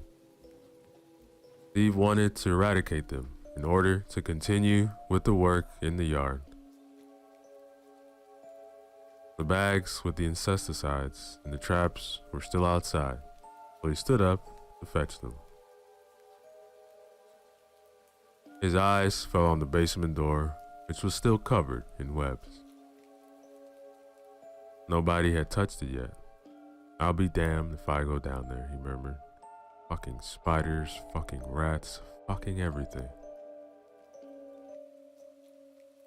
First, he made a tour through the house, placing traps for the rats and the mice together with some poison grains. He also searched every corner of the rooms, which had been cleaned by Emily and Jenny, to see if there were any signs of spider layers in them. But he found nothing. It was weird, he thought.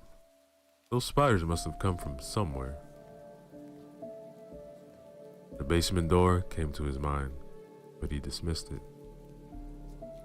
There was no way those spiders come from out the basement just to go all the way upstairs to crawl over Carl. It just made no sense. Spiders are not sentient, he thought. They live by the rule of the 4 F's. Feed, fight, flee, and mate. After a thorough search of the house and the active evasion of his wife, Steve sat down on an old creaking chair on the porch. He looked to his right toward the backyard and noticed the well, which almost took the life of his son. Or maybe it would have been Emily, not the well. The well is not responsible for anything. It can't be. If someone falls in and dies, tough luck. Steve remembered that Carl said he had saw something down there. Now his own curiosity kicked in, and he decided to check it out. He just had to fetch a flashlight. In a few minutes, he was back with flashlight and leaned over the well. But before switching on the flashlight, he noticed a faint smell he couldn't recognize. It was not particularly awful, but it definitely wasn't pleasant either.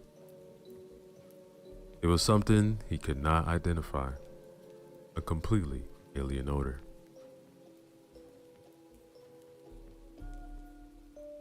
Whatever, he thought, and switched on the light. He almost drew back when he saw what was down there. Believing his eyes was hard at this point. Defying any logic and law of nature, a swarm of countless spiders of all sizes had made the well their home. The hairs on Steve's back stood up, and the shivers crisscrossed his spine. Water was no longer present at the well's bottom, only the crawlers. From as small as half an inch to as big as several inches, there were spiders of all shapes and sizes down there. Steve drew back in horror and disbelief. He briefly imagined what would have happened if Carl fell into the well. All broken and hurt, with a swarm of spiders crawling on him as he drew his last breath. He closed his eyes and shook his head. Instead, he forced himself to think about what to do with them. The exterminators were busy, and he sure as hell wouldn't sleep one more night knowing these things were around.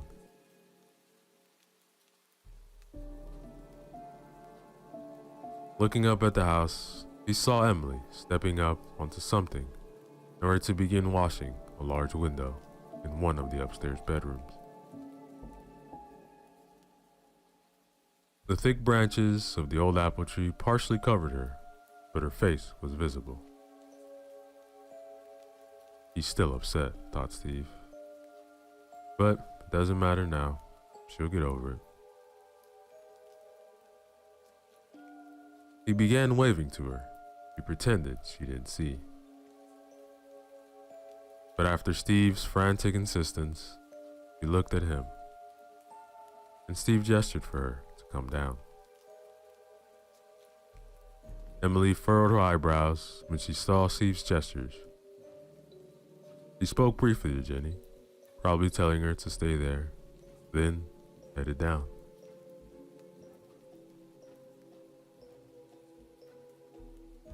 He found Steve staring at the well, with the cigarette dangling loosely between his fingers. It looked like it would fall to the ground at any time. What's wrong? Come on, look at this. Steve put the cancer stick in his mouth, then signaled Emily to go with him closer to the well. She did. It didn't take long for her to recoil after Steve pointed the light to the bottom. Oh my God, what the hell is that? A goddamn infestation, that's what it is. But how? I have no idea. It's not normal. Look, I'm no biologist, but I can tell you with a reasonable amount of certainty that whatever is down there is not fucking normal. Just like the big ass spider I killed in the bushes. So, what are you gonna do? I will light those fuckers up. Throw in a Molotov or something. I will not go to bed knowing these things are crawling out there. Yeah, sounds like a good idea. Hey, have you been in the attic yet? No, why? We have to check the attic to see what surprises it has for us. Basement as well. My God, are you telling me that these things are in there too? Well, more likely in the basement than the attic, but we have to check. Look, I'll smoke this bunch out, then we go to the attic. We have plenty of insecticides, and if we need more, I'll go and buy up the whole goddamn store if I have to.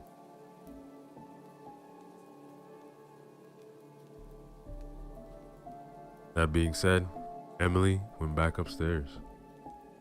She still felt the goosebumps on her skin whenever the image of the crawling mess of spiders came to mind.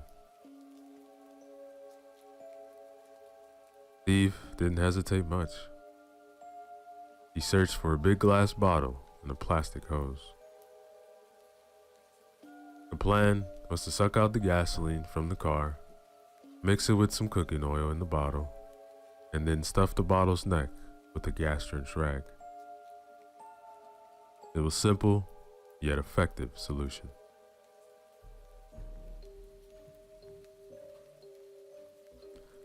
After finishing his Molotov cocktail, he held it up in front of him. The golden mixture of oil and gasoline glittered in the sunlight. Not exactly the favorite champagne of tankeroos, but then went straight to the well. He held it up above the well's mouth, then lit the rag. It caught flame in an instant, and Steve immediately threw it in. He didn't want to risk getting caught on fire.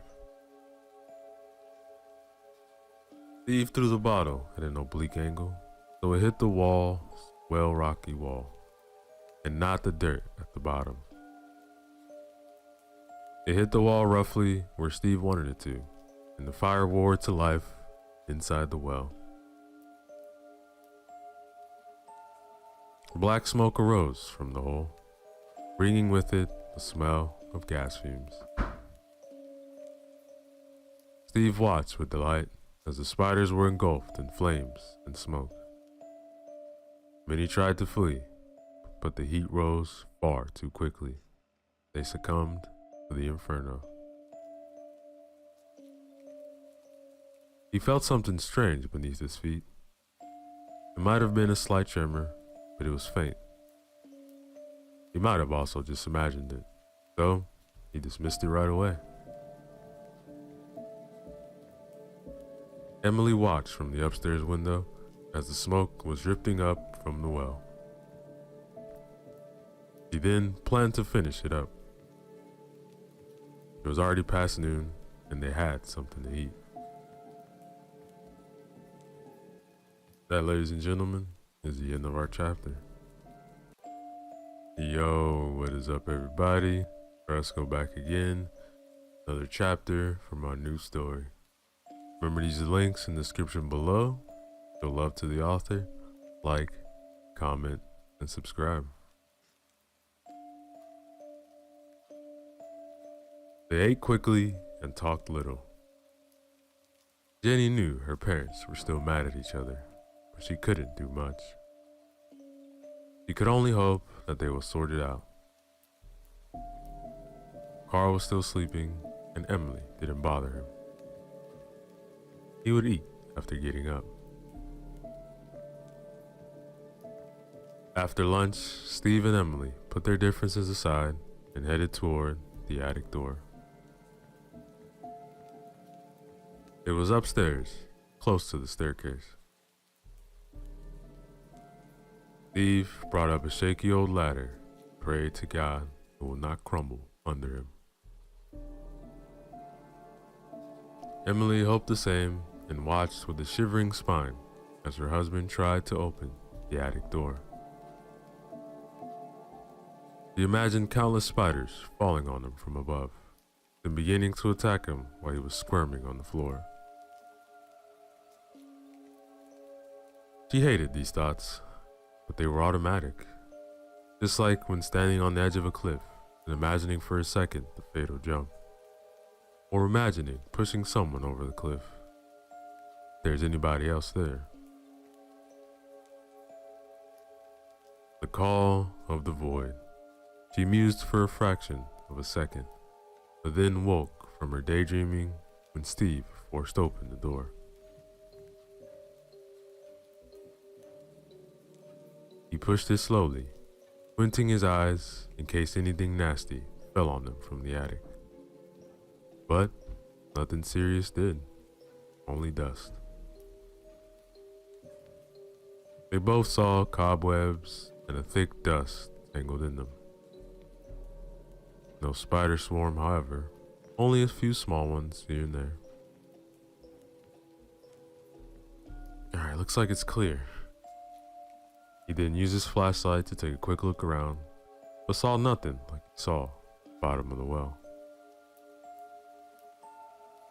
What else do you see? Well, a lot of useless shit. More precisely. Alright, more precisely, lots of crates, boxes, rat droppings, old furniture, and a lot of dust. This is work for an army. Can I go up? Yeah, let me just go up first. After Steve climbed up into the attic, Emily followed. The ladder barely felt her small frame. It was like the wind had nuzzled it for a few seconds. It sure is a lot to do here. Yeah, but we have to be careful. No children up here. Alright. I agree with you on that one. Emily thought she would let Steve's well-side outburst slip if he remained disagreeable. They'd really had a rough time in their life, and arguing endlessly won't fix their relationship. Soon, they began to work on the attic. Carl was still sleeping, while Jenny stood below the attic door just in case something had to be brought down or something brought up, like tools or a glass of water.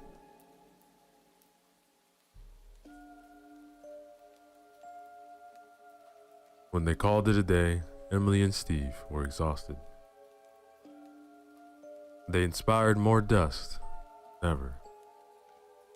Steve's lungs were stressed to the maximum in the thick dust which was floating around. With every move they made, the dirt stirred.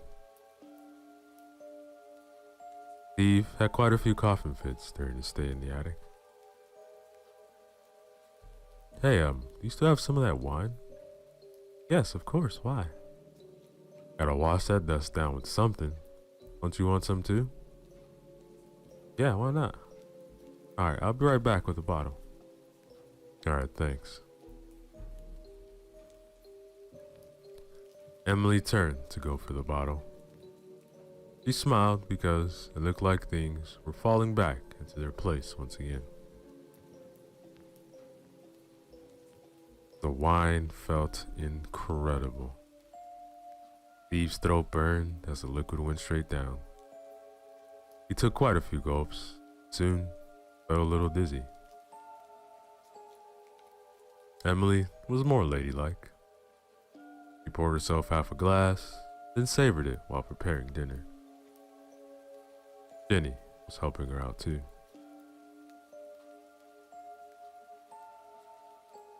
Carl soon emerged from the bedroom, his eyes red. When his mother saw him, she knew right away that the boy had been crying all the time.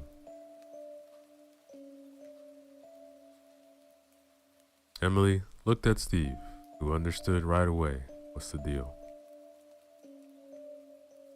He put down the pack of cigarettes from his hand. This can wait, he thought, then went to Carl. The boy's sad eyes stared at him questioningly. They were not asking why Steve came to him at that moment, but why he had to scream at him when he had almost fallen to his death inside the well. Even his immature mind realized that the grown-up's reaction was out of place, given the circumstances. Steve knelt before his son.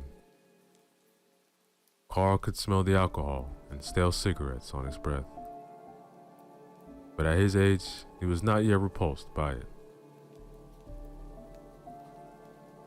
How you doing, buddy? I'm okay. Good, that's good. Look, I'm sorry for the way I shouted at you. I got angry because you almost fell into the well. I overreacted and I'm sorry for that. I was not helping, I know. Carl nodded and looked at his mother. Will you forgive your daddy, Carl? Yes, I forgive you, Dad. I'm sorry, too. I shouldn't have gone to the well. It's okay. The important thing is that you're alright. But you have to learn from this, alright? Yes, but I saw something. I know. I've taken care of the well. I saw some spiders there and smoked them out. They will not be bothering us anymore. We still have to take care of the basement though, but I already have an idea for that. Are there spiders in the basement? I think there are, but only a few. But if you want, we can make sure there will be no more spiders coming out of there, alright? Alright. Can I help you? Of course you can. Just let your mother finish cooking. Steve, what are you up to? You'll see. Just finish what you're doing. Could you serve it in the living room, please? Yeah, sure. It's almost ready. Just give me a few more minutes. Steve took Carl out on the porch while the girls were serving spaghetti and meatballs in the living room. The aroma of oregano and basil combined with the smell of the cooked meat and tomato sauce were heavenly. They were all starving. Even Carl felt his hunger rising. Steve searched for his bag of tricks, which he brought back from the store. Fetched 2 cans of insecticide, gave one to Carl, and headed back with the bag in hand. So, do you know how to use it? Yes, I know. Not that little anymore. Good. We are becoming a big boy, right? Yes, I'm a big boy. He was happy now that his father wasn't angry anymore. So they both went to the basement door. Steve took a broom and began brushing away cobwebs from the rotten door that covered it. How old is it, Daddy? I'm sorry? The house. How old is it? Steve stopped for a moment and scratched his stubby cheeks while trying to come up with an answer. Now, I think your mother knows more about the house than I do, but if I remember correctly, this part of the house is about 150 years old? Wow. Quite old, right? Yes, how did it not crumble?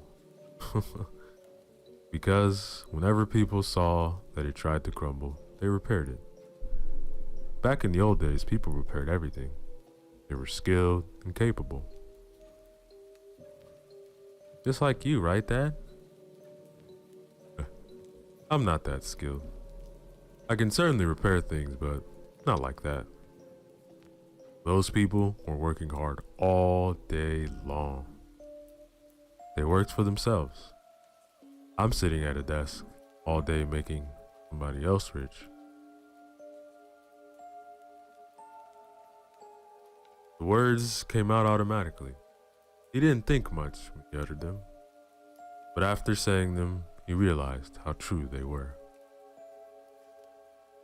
You work for somebody else's dreams. You don't have dreams of your own. This second thought came right after the first, but Carl's question didn't woke him up. The boy had to repeat it in order to register. How is that? You will understand one day, but you will have to grow for that. All right, let's see what we have here. Steve knelt above the basement door, searched for an opening in the rotten wood, then sprayed insecticide. He then invited his son to do the same. While Carl tried his best to do exactly as his father, Steve quickly opened all the windows wide. They emptied 2 canisters of insecticide into the basement. After that, they went into the living room and closed the kitchen door. Emily and Jenny were already waiting for them at the table. That, ladies and gentlemen, is the end of our chapter. Yo, what is up, everybody? So let's go back again. Another chapter from our new horror story. Remember to use the links in the description below. Show love to the author. Like, comment, and subscribe. The spaghetti was delicious, and the adults downed a few glasses of wine with the food. Jenny and Carl got orange juice. Emily saw with a joyful heart that the family was together again, and not only physically. Steve joked a lot and talked a lot while smiling. Emily felt better than ever. She didn't think she could bring them together so quickly, but now it seemed that she was successful. She reached for Steve's hand, which was across the table, and squeezed it. Steve squeezed back, then winked at her. Emily smiled again, then decided that the children have to go to sleep.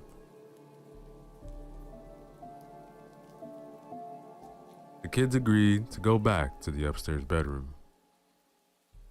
Steve assured them that the spiders should not be a threat anymore, because he killed most of them. Tomorrow, he will finish the job and he will eradicate the remaining ones, if there are any left. After the adults left, Carl was still somehow reluctant to fall asleep. But Jenny reassured him that there was nothing to be afraid of.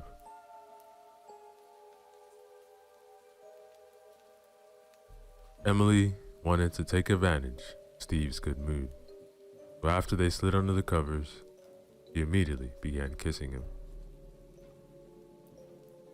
He returned their kisses, and soon they were lost again in each other's arms, just like on their wedding night.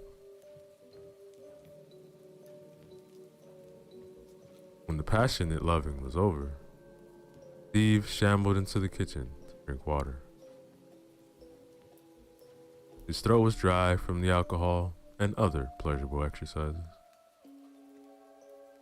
He switched on the light and looked straight at the basement door. In the corner of his eyes, he saw something move there. It was small and black, and it disappeared quickly into the cracks. Don't worry, I'll take care of you tomorrow. Goddamn parasites. After drinking a hefty amount of water, he went back into the master bedroom. Emily was already half asleep. He too fell asleep in a few minutes after sliding under the covers. His dreams were not peaceful, however. Steve dreamt of being in a hole in the ground. It looked like a grave, and spiders were all around the hole. He lay there motionless, couldn't move. As the spiders were approaching and threatening to crawl all over him, he tried to move. He tried desperately to get up and run away, but somehow couldn't. It was like his body was dead, but not his mind. The spiders reached him and began crawling on his legs. They then went higher, covering his body and his face. He felt them entering his nostrils, crawling all the way into his throat, and trying to eat their way out of his brain. Some of them even tried his eyes, which were open. Steve felt their small jaws gnawing at his eyeballs. Steve jerked away with a loud gasp and realized that it was not a dream. The spiders were real, and they were crawling all over him and his wife. He screamed, jumping out of bed, and began frantically brushing them off his hands. Emily woke up too. When she noticed the swarm, she did the same. She was much more hysterical, however. "God damn it, get off me, fuck!" Steve shouted, and then Emily shouted something similar. The hairy spider legs touching their skin were awful and disgusting. They managed to brush most of them off, then Steve ran to the switch to turn on the light. They now saw that the room was full of them, crawling on everything, even the ceiling. One fell straight into Steve's face as he was looking up. He brushed it off quickly. "Oh my God, what is happening?" "I don't know, but we have to get the kids and get the fuck out of here." Steve jumped to the door, opened it forcefully, and they both ran out. Outside their room, it was the same. Only when they reached the stairs, they saw the infestation didn't spread upward yet. Most of the spiders were on the lower part of the staircase. Steve led the way, and they reached the children's room in no time. The frantic parents startled both Jenny and Carl. "What's wrong? What happened?" "Jenny, we have to get out as soon as possible." But why? I'm scared," said Carl. "Don't worry, we'll get you out. There are lots of spiders downstairs, but we'll get out right now." "Daddy, you said the spiders were dead." "I know, son. Some of them survived. Now let's go." Emily picked up Carl because he was lighter. Steve picked up Jenny, and they rushed down the stairs. Both kids began to cry when they saw what was waiting downstairs. Their skin erupted in goosebumps, and their breathing became fast and shallow. The parents headed straight for the front door. Despite the large number of spiders there, they were determined to escape. Spiders or no spiders, they had to get out. When Steve opened the door, Emily screamed. Jenny and Carl did the same thing when they saw it. Steve just stared in disbelief for a few moments. The doorway was completely webbed with the dense spider silk. In the middle of it, there stood the largest spider they have ever seen. It was about 3 times the size of the one they faced on their first day at the house. Oh my God, Steve. What are we gonna do? I don't know. What the fuck? I have never seen. Please do something. Stop whining. Please, just stop it. You're not helping. Emily began to cry. The children, too. Steve felt his anger and frustration rising. He looked around quickly to see if the windows were covered as well. They were. Hundreds of smaller spiders crawling all over the webs, weaved on the windows, the doorway. Oh my God, what are we gonna do? Dad, please get us out of here, cried Jenny. Steve put her down, but when her feet reached the floor, he cried in disgust. It was full of crawling small spiders. Do something, Steve. Shut up. It was your fucking idea to come here. Now look at this mess. I'm sorry. Fuck it. Steve then rushed to the living room and he came back with a wooden chair, and with no hesitation, he flung it straight at the spider in the middle of the doorway. The chair hit the web, which vibrated violently. They saw in horror that the spider was still on the web. It just moved up slightly. Several smaller spiders crawled onto the web after the vibrating faded. The chair remained stuck on the dense web. All right, asshole, I will show you. And then Steve rushed to the kitchen for a bag of insecticide. He found it, although it was hard to move between the thousands of spiders. He had to stop several times to brush them off. Steve also got a lighter, then rushed out again. He went close to the enormous spider with a can of insecticide in one hand and the lighter in the other. He flicked the lighter in front of the can and then sprayed. The roaring flame hit the spider dead on, but a smaller one jumped on Steve from above. His hands jerked to the side and the flame caught the curtain nearby. They began to purr. Steve wanted to put the flames out, but then more spiders attacked them. They most likely retaliated because he attacked the big one, and the giant spider fell down on the floor, then retreated. The hairs on its hideous body caught fire. Emily then had to choose between trying to save her husband or the house. Of course, she chose the former. He tried to free Steve from the spiders, which were now biting him. He screamed, cursed, and squirmed on the ground. In the meantime, flames were spreading. Thick smoke began to fill the house.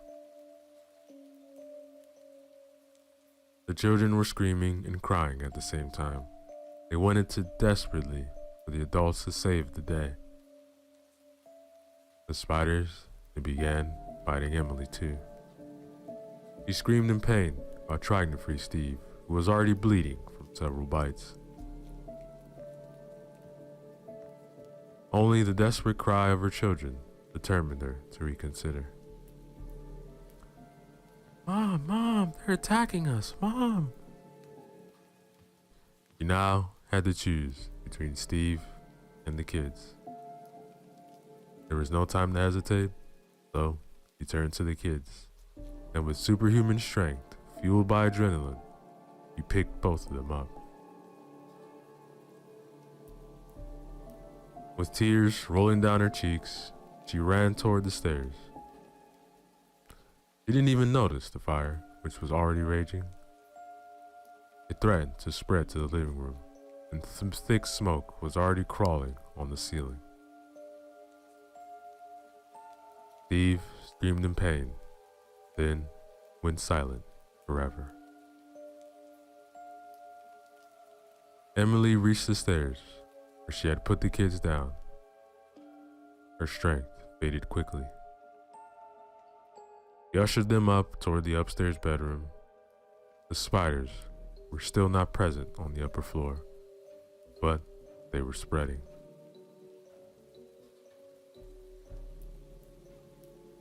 She burst into the bedroom and switched on the light, but when she got closer to the window, she saw it was webbed in too. The spiders were patrolling outside this window. Most likely, they sealed off every potential escape route.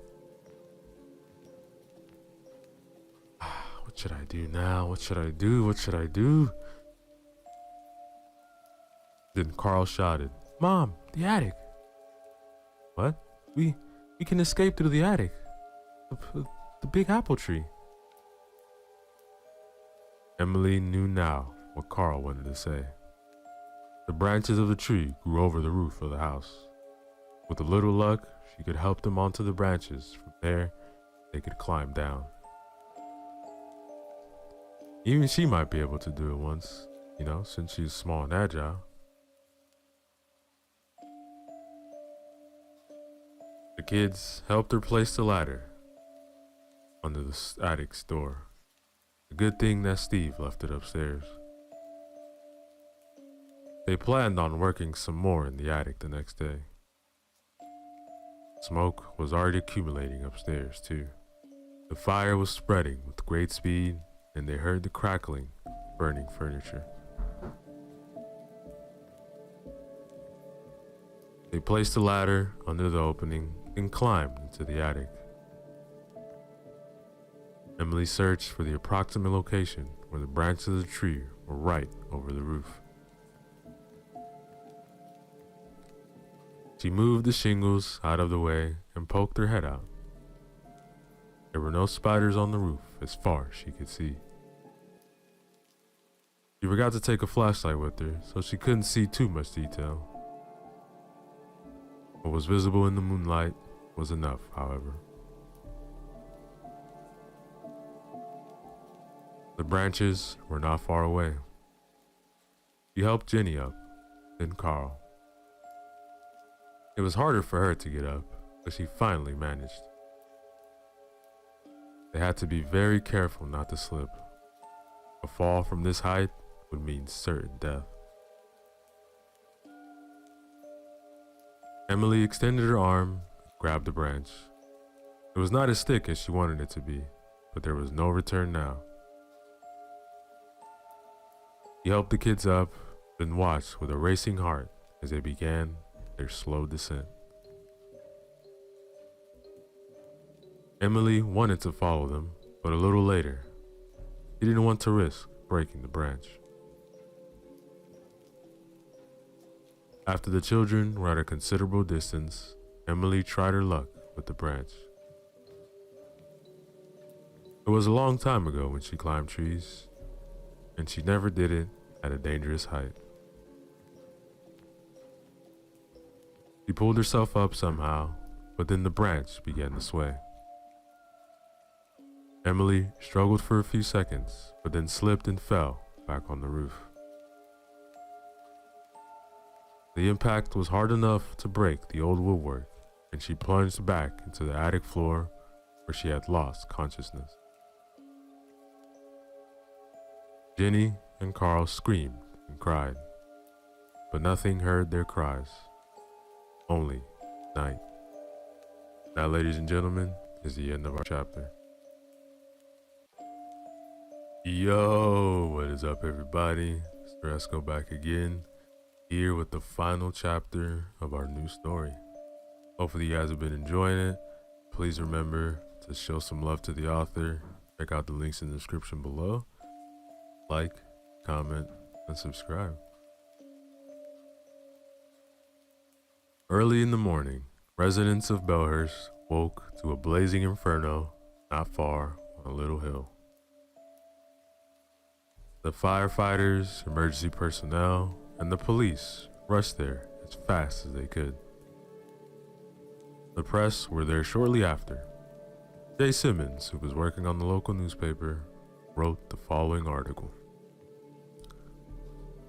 The strange occurrence of Bellhurst. In the early morning hours of the 16th of September 2018, first responders had been alerted to a burning old house on the outskirts of Bellhurst. By the time the firefighters reached the place, it was completely engulfed in flames. It took several hours and also help from nearby towns in order to extinguish the inferno. The first strange thing was that near the house, emergency personnel found 2 children, obviously in shock. One of them was 10 years old, the other 12. They kept babbling about spiders, fire, and their dead parents who were supposed to have perished in the fire. It is true that firefighters recovered 2 bodies, most likely belonging to 2 adults, but they were both carbonized, so an autopsy will be necessary to determine their identity. Second strange thing was that the place was full of charred spider corpses. Most of them were as large as the largest spiders from Australia. Who knows how many smaller ones died in the fire? The children said there were millions of them, and the spiders attacked them in their sleep not long before morning.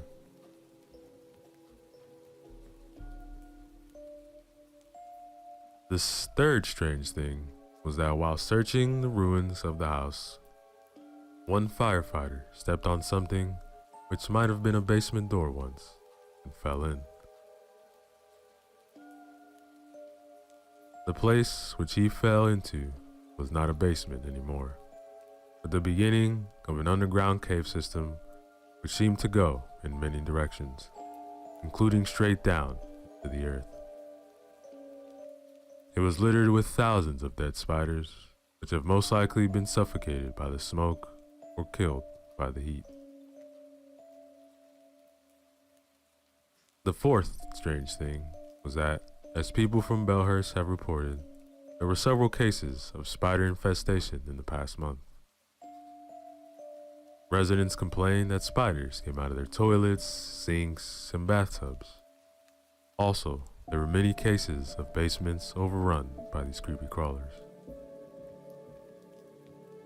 The pest exterminators from town reported that they have received countless calls and their teams have been overwhelmed.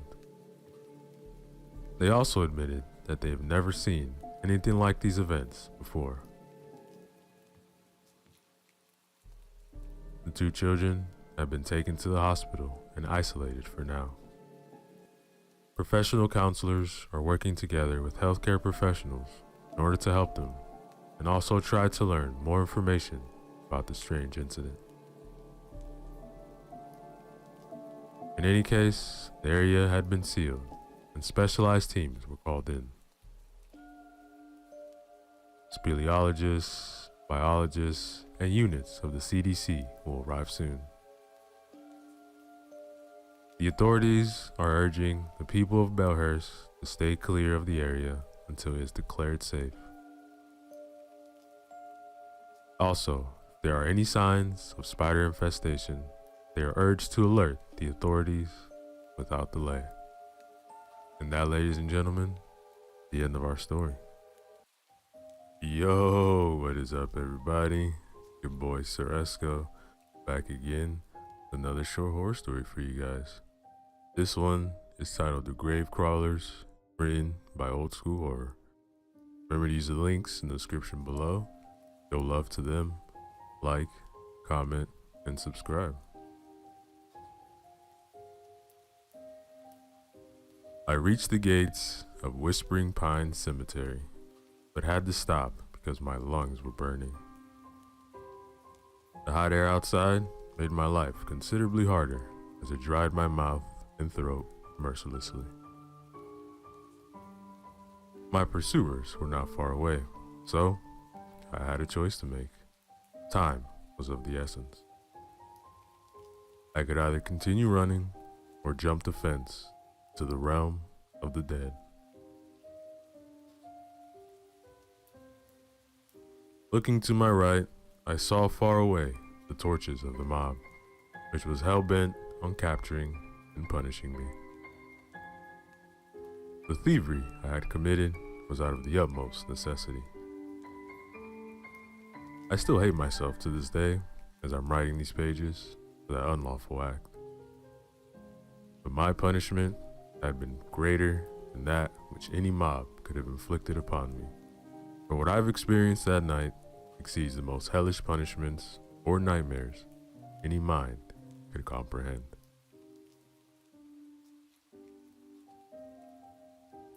With aching muscles, I struggled to climb the fence. The mob was closing in. I heard their furious shouts. I jumped down on the other side, then hid behind a large gravestone several yards away. They turned onto the street with the cemetery, and just when I thought they'd pass by, they stopped. My heart was beating like the drums of war, and I was struggling to keep my rapid breathing from uttering any accidental sounds.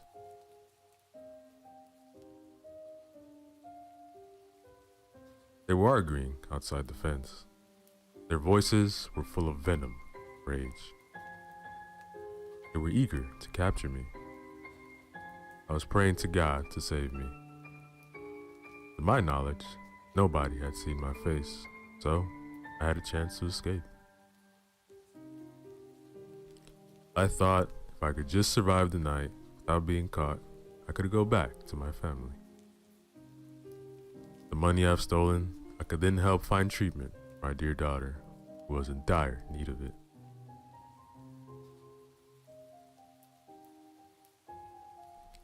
The arguing reached an end, and the mob decided to split up in order to increase their chances of finding me. I sighed in relief, thanked God for his mercy. Had they chosen to enter the cemetery, I would have had no chance. Now looking back, I know it was not mercy from God, rather a punishment for my grave sin.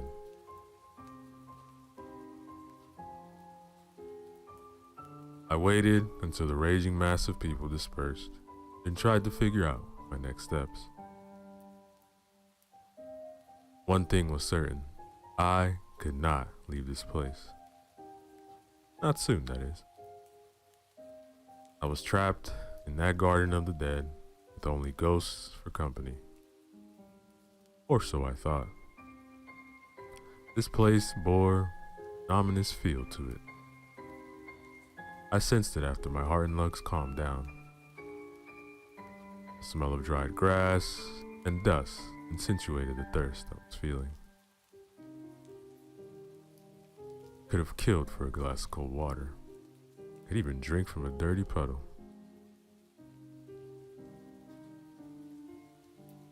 The smell of coming rain began drifting on the wind. This was welcome at first, as the cooling air brought a much-needed relief. The prospect of rain was alarming. I looked to the sky through the pine branches and saw the moon fade behind the amassing clouds, then turned my gaze to the dark shape, which was looming in the distance like an everlasting curse. It was the house of the former caretaker and mortician Mortimer Blackwell. He had died before my birth, but his infamy had spread all across New England. Rumors say he had experimented with dark magic, and he had committed unspeakable evils in that very house. Nobody had the courage to go inside that edifice of conjuring and death. His entire family had perished in the mysterious circumstances after his death. So did subsequent buyers of the house. And after nobody was willing to buy it anymore, it stood derelict. Whatever was hiding inside was watching over the cemetery.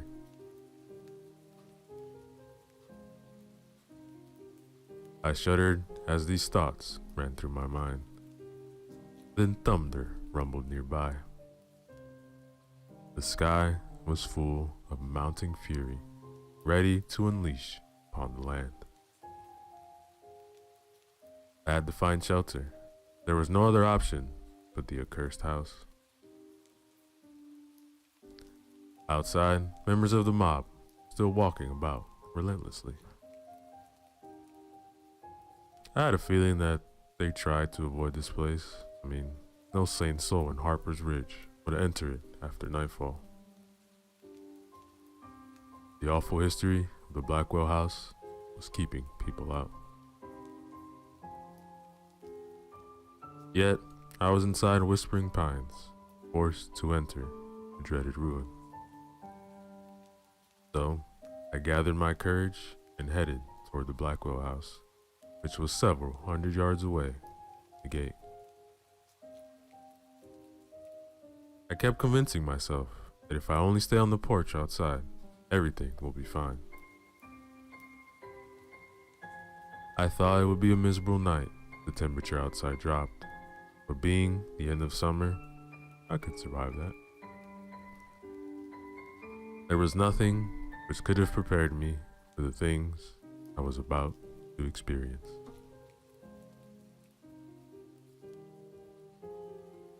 After a cautious walk among tombstones and pines, I reached the rotting corpse of the Blackwell house. The steps leading to the porch were made of stone, just like the stone of the graves in the cemetery.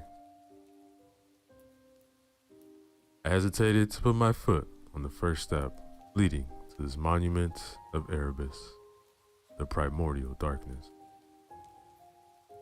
But as drops of rain began falling, I took the step with trembling feet.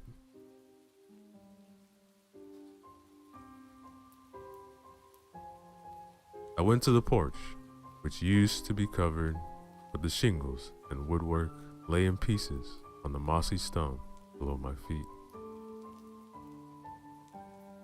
Maybe I will stay in the rain, I thought. The prospect of going inside became ever more frightening. I looked toward the front door, but I saw only darkness. The clouds above blocked almost all moonlight. Fortunately, I remembered I had a few matches in my pocket. As I was fumbling for them, I heard a branch snap from down between the graves. I stopped, listened. Then came something similar to an owl's hoot, but it was sickly. A sound I did not recognize. It was deep and distorted. I turned, but saw nothing. Then another strange hoot sounded, this time from another direction. This one was slightly different, but still definitely not made by an owl, nor any other nocturnal bird.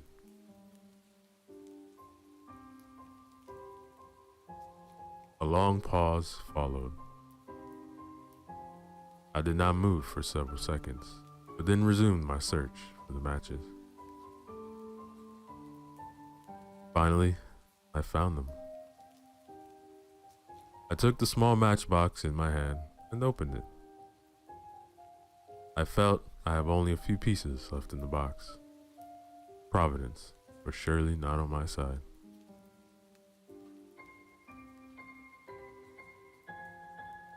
I lit one, then I recoiled in horror.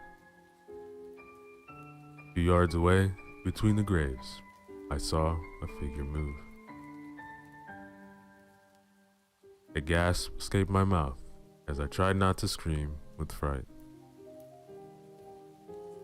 It was only a fleeting moment, but I undoubtedly saw a humanoid shape crawling on all fours, then disappearing in the shrubbery.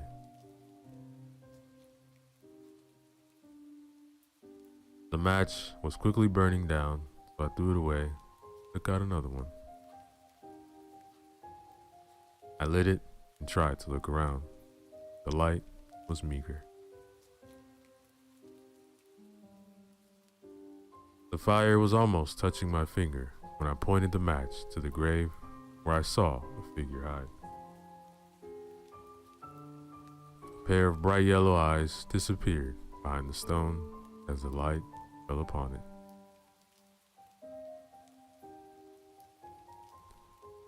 Something was lurking between the graves. There was no doubt in my mind about it. I was trying to convince myself that it was only an animal, but its movements were unlike that of any creature I knew. Match burned my finger, so I dropped it. Then I heard rustling. Something was coming from the direction of the grave.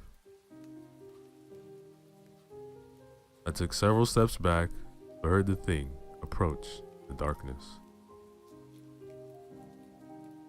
It uttered a menacing but unrecognizable sound as it closed on me.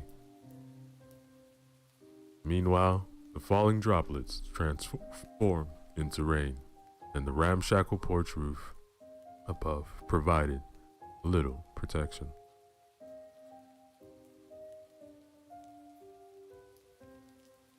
I dreaded the thought of entering the accursed house, but I dreaded more the creature a few steps in front of me.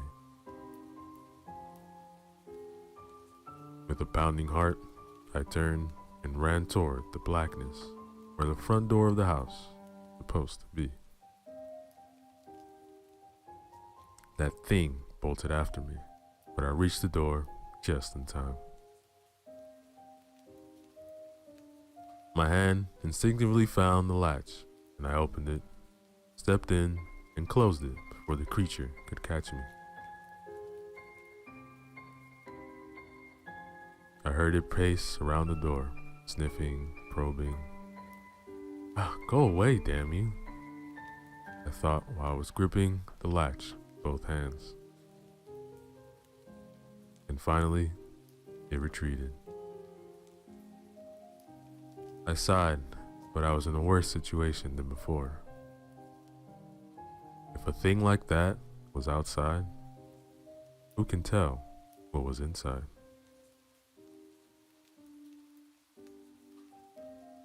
The smells drifting in the house were the most unnerving and peculiar. I felt as if I stepped inside a crypt, not the ruins of a house. Smell of rats and mold blended with the miasma of the grave, of unearthed bodies left to rot. Everything there reeked of desecration and unholiness. If there was a God, I think he was staying far away from this place.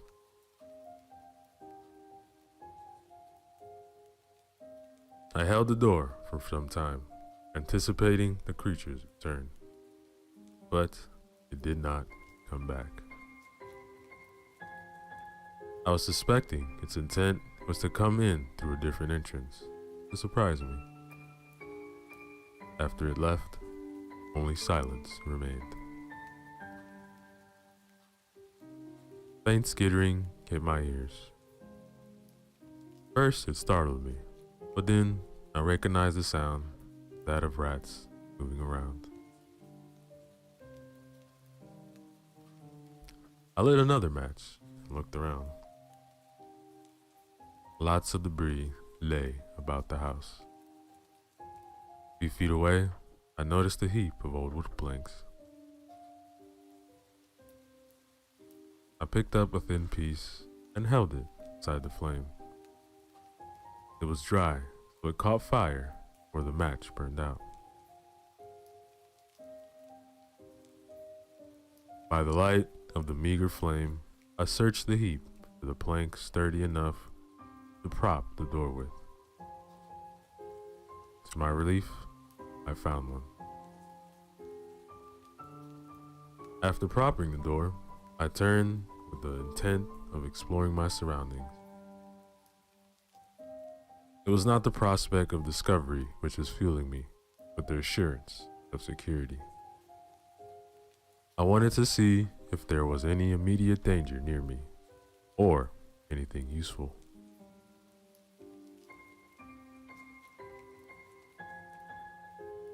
It was clear to me that surviving the night was exceptionally more difficult than I had imagined previously. At least I was sure the mob was not coming after me there. As I walked into the living room, I heard and felt the floorboards creak painfully under my weight. A thick layer of cobwebs and dust covered everything. Rat droppings everywhere. I noticed a large table in the living room, and my heart began pounding after seeing what was on it. An oil lamp enveloped in thick cobwebs lay upon top of it for who knows how long. I paced to the table, took the lamp, and in my hand, I felt right away there was still some oil in it. It was the most welcome find, just like a thirsty man finding water in the desert. Some unfortunate soul who had entered this God-forsaken place must have left it on the table a long time ago.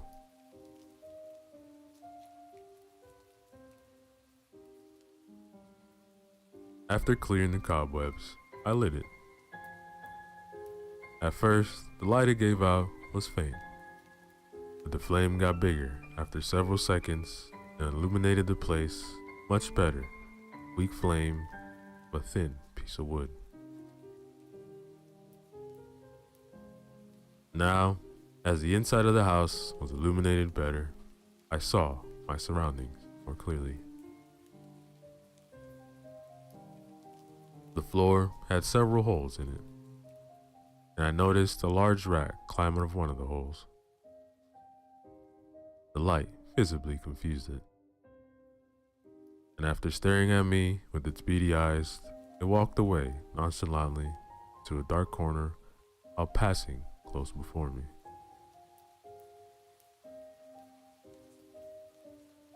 I turned and followed it with my gaze. Then I looked up after, saw it no more. I gasped when I saw the movement in the corner at a butt eye level. Something was moving there, or maybe my mind was playing tricks on me. Instinctively, I took a step back towards the middle of the living room. The boards below my feet squeaked, but I didn't pay much attention. My eyes were fixed upon the shifting, undulating darkness. Then, to my utmost horror, it came out of the corner and began floating toward me. There was no doubt in me anymore. A haunting presence was there with me. A dark consciousness which had somehow survived the certitude of death was approaching me. As it got closer, I saw it possessed a human shape. But it was as black as the darkest pits of hell. It had no features, only a contour, and it radiated an icy chill. I still don't understand how something could radiate coldness, but that thing certainly did. It was emanating from it, and I felt it drain all the remaining warmth from my body. Then it spoke, but it was no language I understood. It was a strange mumbling which reverberated in my mind like some kind of dark chanting.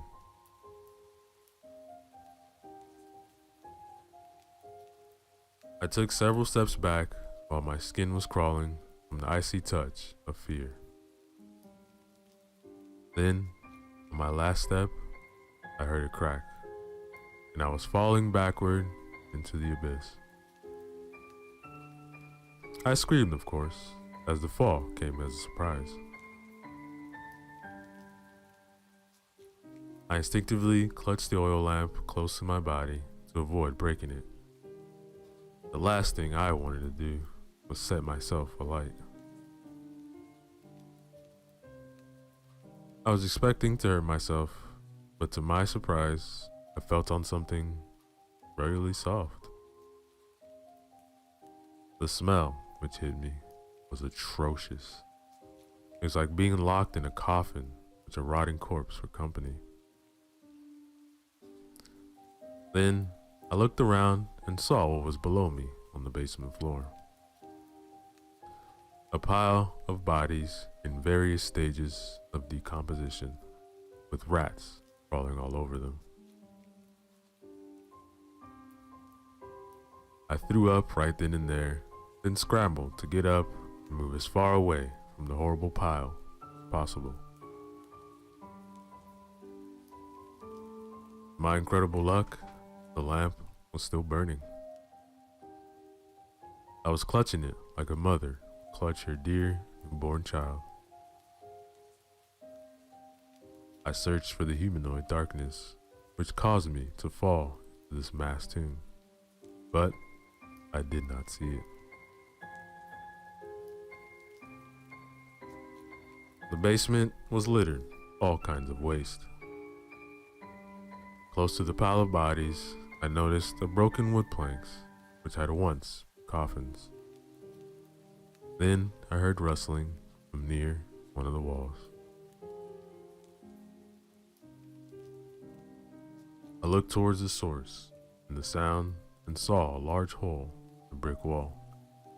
Then I saw another few yards away. Rustling became louder. It was as if something were crawling through one of these holes. Then I remembered the strange creature which attacked me outside. I was expecting it to come through one of these holes to resume its attack, so I looked for a way to escape. I saw the remnants of a staircase, which was once leading to the floor above, but its lower part was lying in a pile below it. I had looked towards the hole again as the crawling intensified, and I saw the creature. It stuck its head out, its fiery eyes gleaming with otherworldly radiance. In its mouth, a human hand was dangling. Bluish and rotten, it had most likely ripped it off a cadaver somewhere in the cemetery. When I saw the creature with the hand in its mouth, I realized what that place was. An unholy feeding ground for the monstrosities born of the dark magic and necromancy perpetrated in the Blackwell house. I had no time to ponder more on the subject, however, because in the second hole, another creature appeared. This one had no body part in its mouth. It uttered a screech, which I felt inside my bones. Its mouth opened wide, revealing countless sharp teeth made of rending flesh. Its skin was dark gray, slimy, and covered by soil. The creature had thin, long hands and a large palm, adapted to dig tunnels through hard soil and rip coffins apart.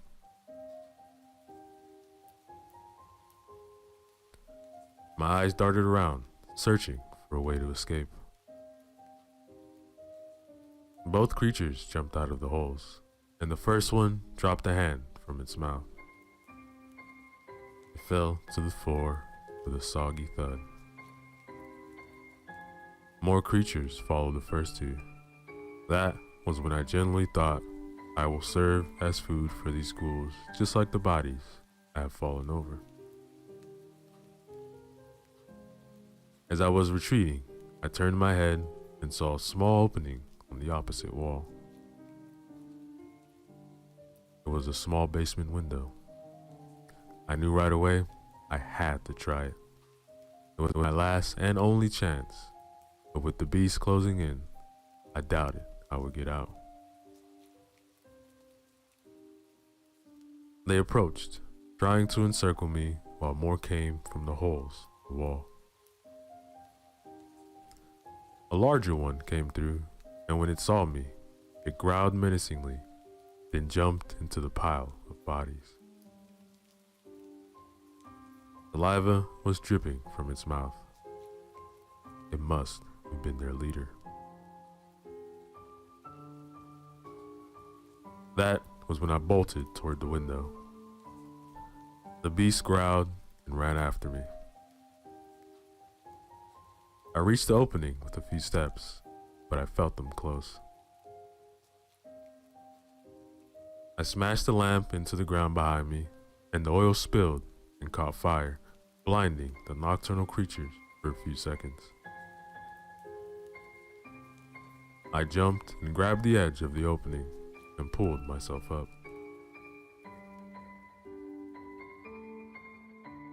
Under normal circumstances, I'm not sure I would have done that feat, but panic made me strong for a few seconds. I almost dragged both my feet up when I felt claws dig into my flesh.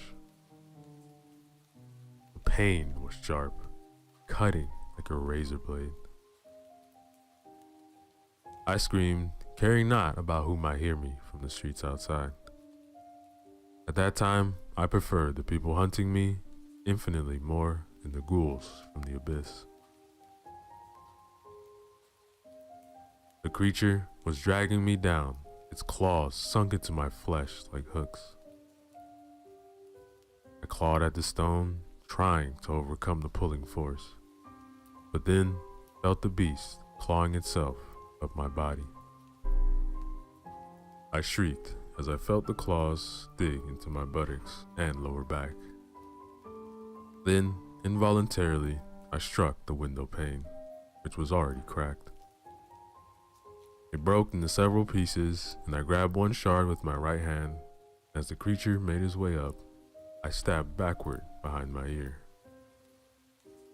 It screamed as the shard sunk most likely into its eye. I felt a cold, vicious fluid cover the right side of my face and neck. It reeked of the grave. The monster fell backward, and I no longer felt its weight dragging me down. I then quickly grabbed the rim where the window pane used to be and pulled with all my might.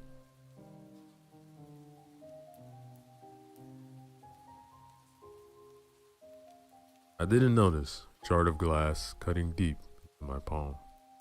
All I wanted was to get out by any means necessary. I did, but it was not over. I saw the shape of another creature in the opening. Rain fell on me mercilessly, but I did not care. It washed away the putrescent gore, which struck to me when I fell onto the pile in the foul blood of the monster I'd stabbed. In the basement, the fire caused by the broken lamp was already fading. By its dying light, I saw several hideous heads pop up behind the creature, which was already crawling outside. Having no weapons or anything which I could use to defend myself against, I ran towards the cemetery's edge.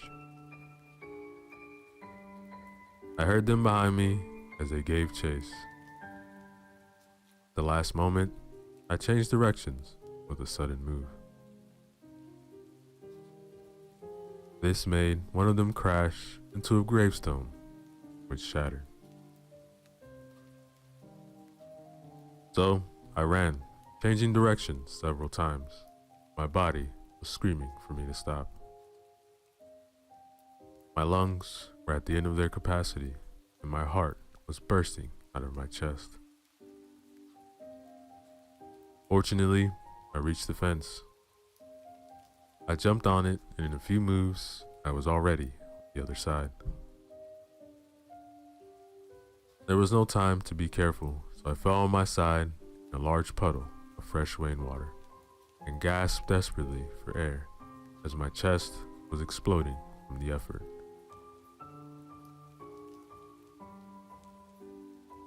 I turned on my back and heard the distant shouts of the people who had been chasing me. Rain fell onto my cheeks, and it was the most welcome feeling in the world.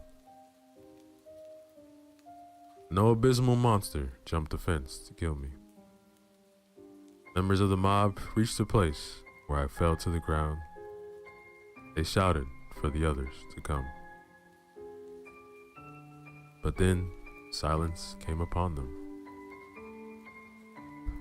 I sat up and looked between the iron bars toward the darkness of the cemetery. The men screamed in fear, abandoned all prospects of capturing me, then ran in all directions. There, the crepuscular domain of the dead, countless grotesque figures were watching with burning hatred and hunger in their long, dead eyes. But whatever ancient curse that awakened them, it also forbade them to step beyond the boundary of their domain.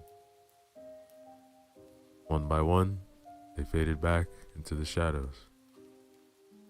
They retreated to the house of death, where the frigid ghost, Mortimer Blackwell, was still watching over his children. That, ladies and gentlemen, is the end of our story.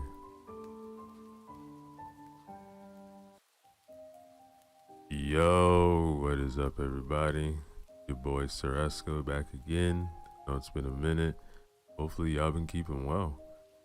Got another horror story for you guys. This one is titled The Cabin, written by MS Grand. Remember to use the links in the description below. Show love to them. Like, comment, subscribe. The Cabin. I'm writing this so that people will know what happened and what drove me to do what I did. I'm writing this as a warning so that no one else will follow in my footsteps. It began last week. I had recently inherited some money. Not I never have to work again money, but still a good amount. It was from an aunt on my father's side. I had really only ever met her a couple times when I was a kid. I hadn't had any contact with her after my father died when I was in my 20s, even though she was my last living relative. I instantly knew what I wanted to spend it on. I'd always wanted a small cabin in the woods where I could flee the everyday stress, the city, all the shit that we all have to deal with on a daily basis. A place just for me, where I could kick back by the fire and just recharge my batteries. I wouldn't say that I'm an introvert. I just enjoy my own company more than spending time with others. That's all. So, a couple weeks ago, I'm browsing on the internet for cabins not too far away from where I live. My curiosity was piqued by an ad of one of all the websites with houses for sale. A small one-story cabin suited right by a medium-large lake in the middle of the woods. Not another house for miles in any direction, and only about a 2-hour drive from my home. Looked exactly like the cabin I've always wanted in my mind whenever I've been daydreaming about having my own place like that. Now, it did seem a bit run down, but the price was almost too good to be true. I just had to see this place with my own eyes. Curiously enough, even though they've posted an ad on this place online, couldn't seem to find the website for the agency. Only a landline phone number or an ad in itself. I called the agency, set up a meeting with their agent. After a few unanswered signals, a man answered. Down and out of breath, like he had a rush to answer the phone. We decided that I was going to drive up to their office on Tuesday last week and meet up with him. And together, we were going to drive down to the cabin to have a look.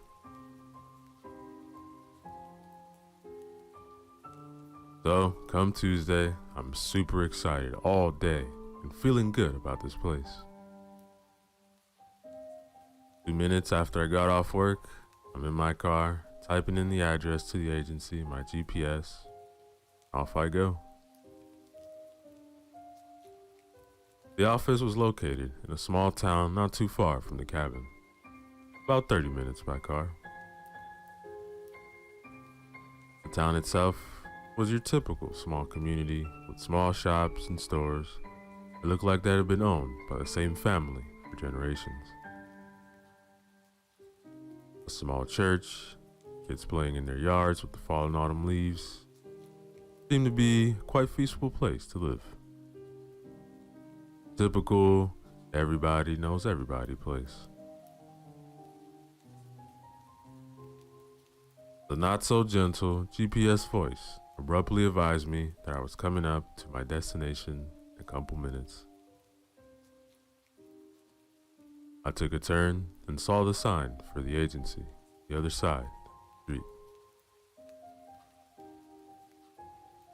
I turned my car around at the next intersection, and when I came up to the place, a man was standing outside with a briefcase, constantly checking his watch, clearly waiting for someone to arrive. I parked my car, got out to go over to the agency when the man looked over my way. "Yeah, you're here for the cabin, right?" "Cabin by the lake?" Yes, I am." "All right, well, let's get going." He got into his car that was parked down the street and asked me to follow him in my car.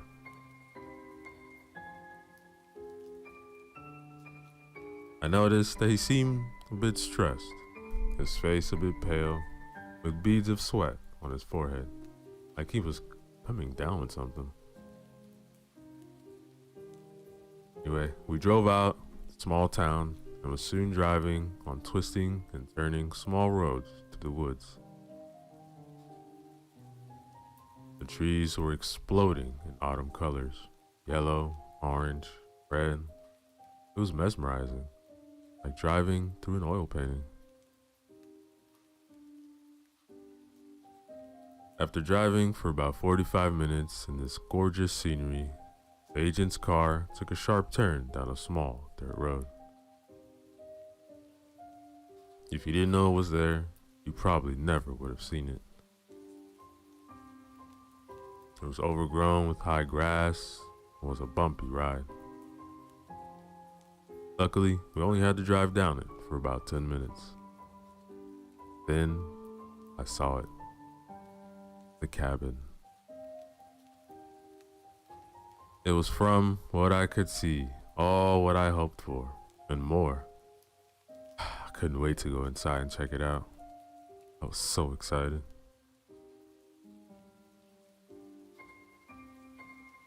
I parked my car next to his and got out. "So, here we are." "Indeed. God, what a beautiful place," I whispered to myself while looking around. The cabin was just like in the ad, a small, dark wooden house right next to the lake. The lake itself looked a lot bigger than it did in the small photos that I'd seen. The surroundings were all forest. Everywhere you looked, all you saw were giant, ancient, majestic trees reaching for the skies, now full color.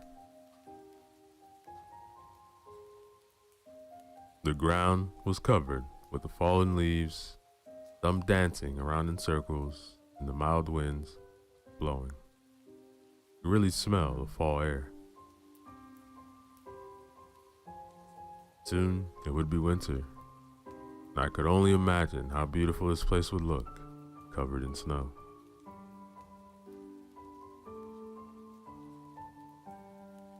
I decided then and there I would spend my entire holiday vacation there. Could we have a look? I heard him say, awakening me from my daydreaming. Oh, yes, of course. Show me the way. So, the cabin is old. In fact, we don't know who built it or when. But as long as we have the town record, cabin has been here. We've been keeping it record for about 140 years. But I honestly think the cabin is much older than that. Now, of course, the cabin has seen a couple different owners over the years, and most of them has modernized the place in some way or another when moving in. For instance, there's running water and indoor bathroom, electricity. There's, however, no landline telephone, and the cell reception out here is sketchy at best. No worries. My plan is to come out here and get away from all this anyway. So that actually just good. Gives me another reason not to check my emails every 5 minutes. Oh yeah, I know what you mean. Come on, let's go inside. I didn't say anything, but his sales pitch was unnecessary. I had already made my mind up. I needed this place. It was, however, out of character for me to feel like this. I could easily spend several days browsing through different stores, comparing prices, just for a pair of jeans. Yet, here I was, ready to hand over quite the amount of cash for a cabin I have never set foot in. But somehow, it didn't bother me. It was like I was drawn to it. I needed it. I wanted it. Every fiber in my being telling me so.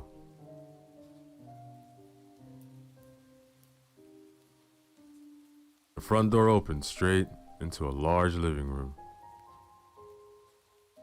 In the wall to my right, there was a big stone fireplace, beautifully and masterfully built, with large stones, different forms and sizes, carefully placed like a jigsaw puzzle, framing the fireplace.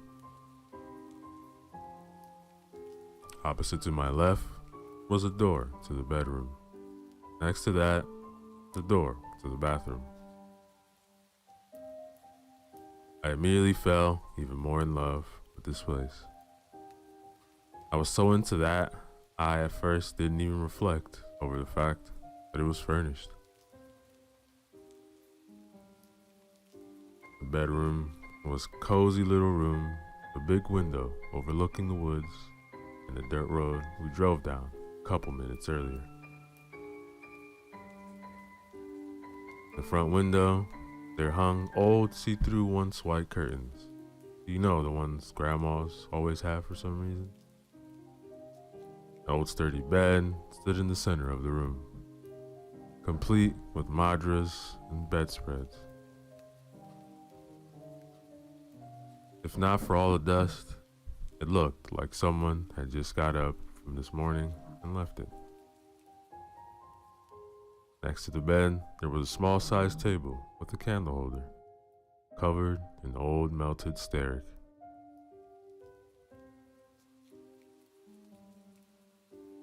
The bathroom was a small place, with just the things you needed: a shower, a toilet, and a sink. You can tell this part was added not too long ago, but still, it looked like it had been there for quite some time. It needed some cleaning, that's for sure. But all in all, it was just fine. On the far side of the living room, there was 3 big windows with an amazing panoramic view of the lake and the surrounding forest. That was about it. The cabin wasn't much more than that, which was perfectly fine by me. I certainly didn't need any more than this. I could already see myself sitting in front of the fire, a glass of scotch, and nothing on my mind. This place was perfect. Yeah, the previous owners left everything behind, it seems, the agent suddenly said. Can't for sure tell you what happened to them. I just know we got a letter from them, including the keys to the cabin, saying they had to move and that we should contact them when the place got sold to wire their money. You keep the furniture if you want, or replace it, or whatever. Weird though. I thought, but not unheard of, many people can move in a hurry for any number of reasons. I looked around, and the furniture really did go well with the place. Big, strong wooden tables, leather sofa that looked like it would be really comfy, bookshelves filled with old books, lamps. Really gave the place nice ambiance. I'll probably have to buy a new bed though. I thought, feeling a bit weird about sleeping in some stranger's old bed.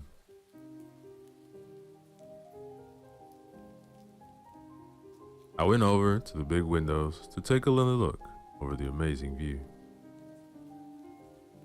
The last rays of the sun gently kissing the lake and the woods.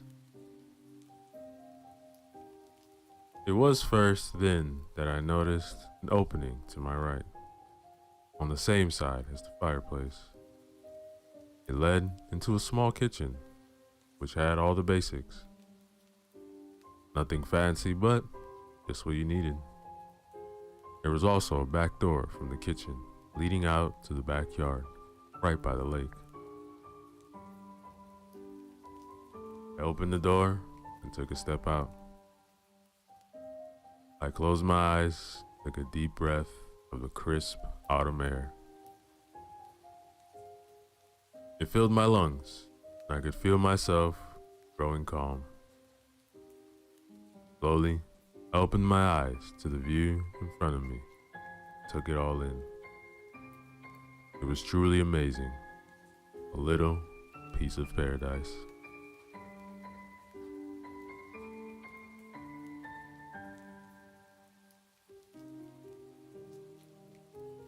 I drew another lung-filling breath where I stepped back inside, closed the door behind me. I was looking through the drawers and cabinets when I noticed the floor sounded differently in the middle of the kitchen.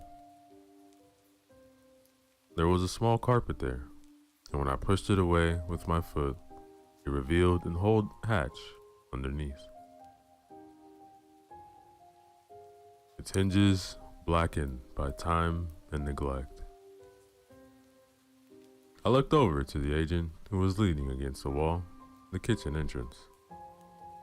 Oh, go ahead, he said, almost in an excited manner, motioned with his head towards the hatch. Open it, I leaned down and grabbed the handle and pulled the hatch towards me.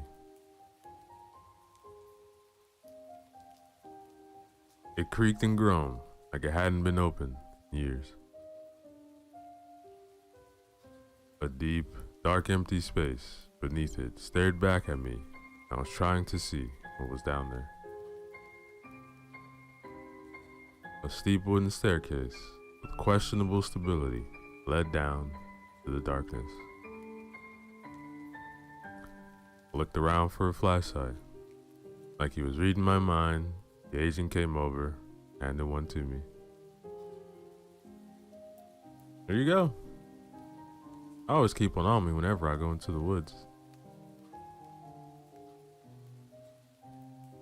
I started to descend down the stairs, with one hand firmly gripping the wall and the other one holding the flashlight, illuminating the steps in front of me. About 15 steps down, I made it to what looked like a classic dirt cellar. The kind they used to have in the old days when you needed somewhere to keep your food from spoiling. You didn't have access to a refrigerator. This dirt cellar, however, was a bit different. It looked like someone had used it as an office of some sort. There was an old desk, 2 big bookshelves along the walls, packed with books of all sizes. What an odd place to put an office, though. I shined the flashlight around the small space and saw that there was an old oil lamp hanging from the hook. I took it down and brought it back with me to the kitchen.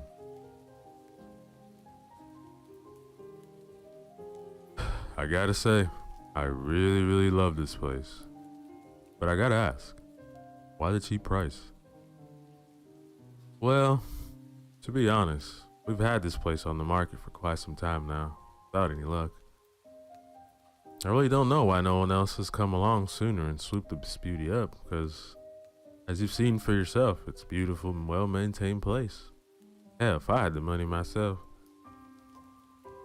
it really is something. You know what? I'll take it. Where do I sign?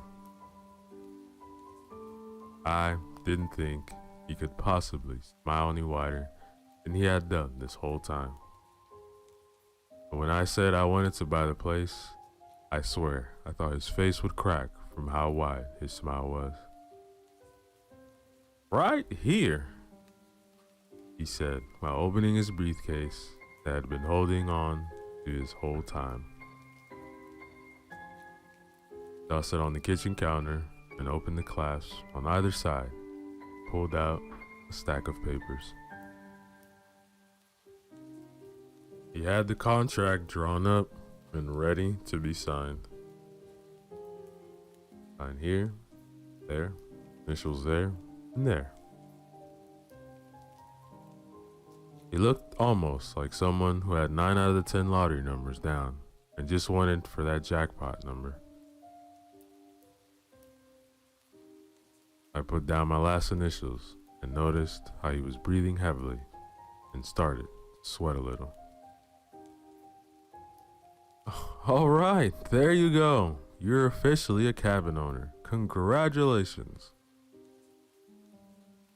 Thank you very much. But what about the money?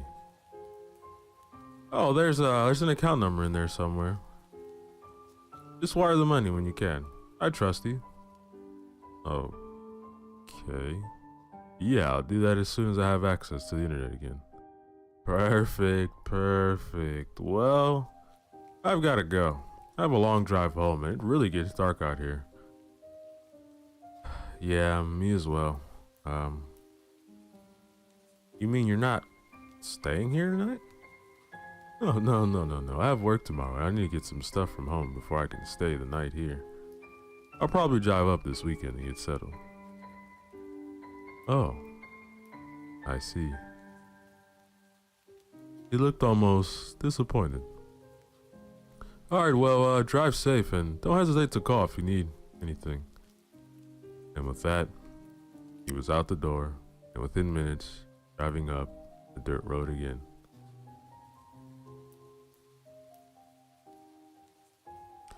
I took one last look around. My cabin, I thought. My own cabin. I let out a slight laugh. I couldn't believe it. The sun was just about to disappear behind the trees on the far side of the lake, making the water look almost entirely like it was ablaze. The thick mist was slowly rolling out of the waters, and even though I was inside, I could feel the coldness out there. I turned to leave, when in the distance, I swear I could hear a faint giggle. I stopped in my tracks and listened. Nothing. Must be the house, I thought. Wooden houses make all kinds of weird noises when temperature changes. I shook it off and went out through the front door, locked up, and walked over to my car to drive home. The leaves rustling and crunching beneath my feet.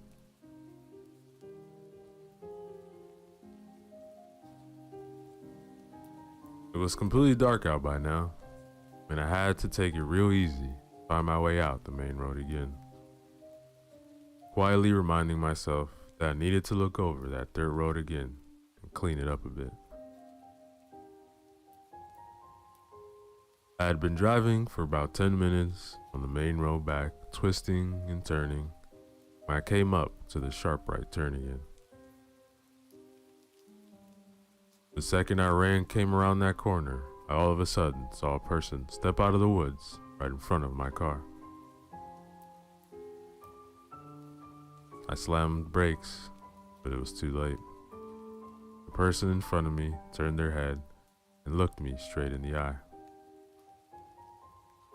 It all went so fast, but I could clearly see that it was an old lady. She was smiling ear to ear beneath the dark hood. I closed my eyes and prepared for the inevitable impact, but it never came. The car came to a screaming halt, and I slowly opened my eyes again, my heart beating like crazy. I was breathing so hard, I almost passed out before I could calm myself down.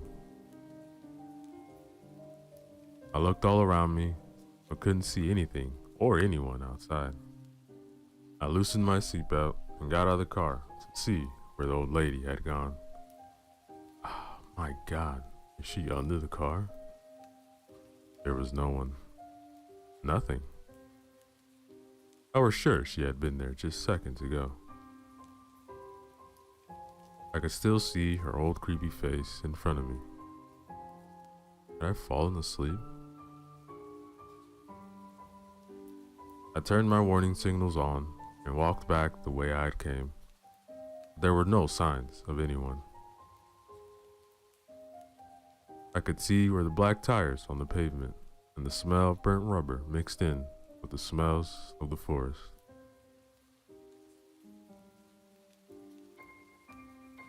The wind was picking up, thrashing and tarring the huge trees from one side to another. Branches cracking and breaking in the wind. In the distance, I heard a lone owl howl. After looking around for a while, I, without finding any evidence for an old lady, or any other person for that matter, got back into my car, drove all the way home. The rest of the way being uneventful.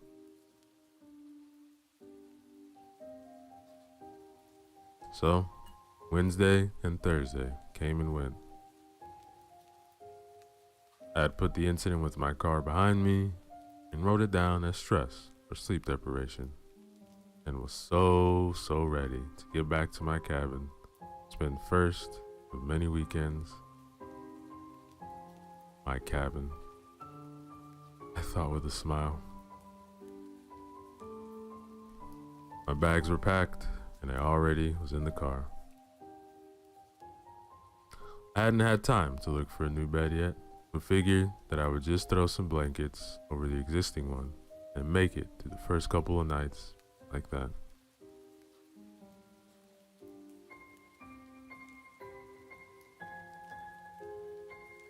I sat in my office, counted down the minutes while staring out the window. Outside, the busy city was living its life. People in suits, stressing, get from one place to another, cars stuck in traffic, honking at each other, get out of the way. Buildings of all sizes packed tight together, blocking out the last few hours of the afternoon sun, casting shadows on the streets, stopping the fresh air from freely flowing, whilst containing all the foul stench of the city within their broad, tall walls, looming above all. I absolutely couldn't stand it there. I felt claustrophobic among all this. I needed to get back out there, to the cabin. I closed my eyes while listening to the clock on the wall, slowly counting down in seconds.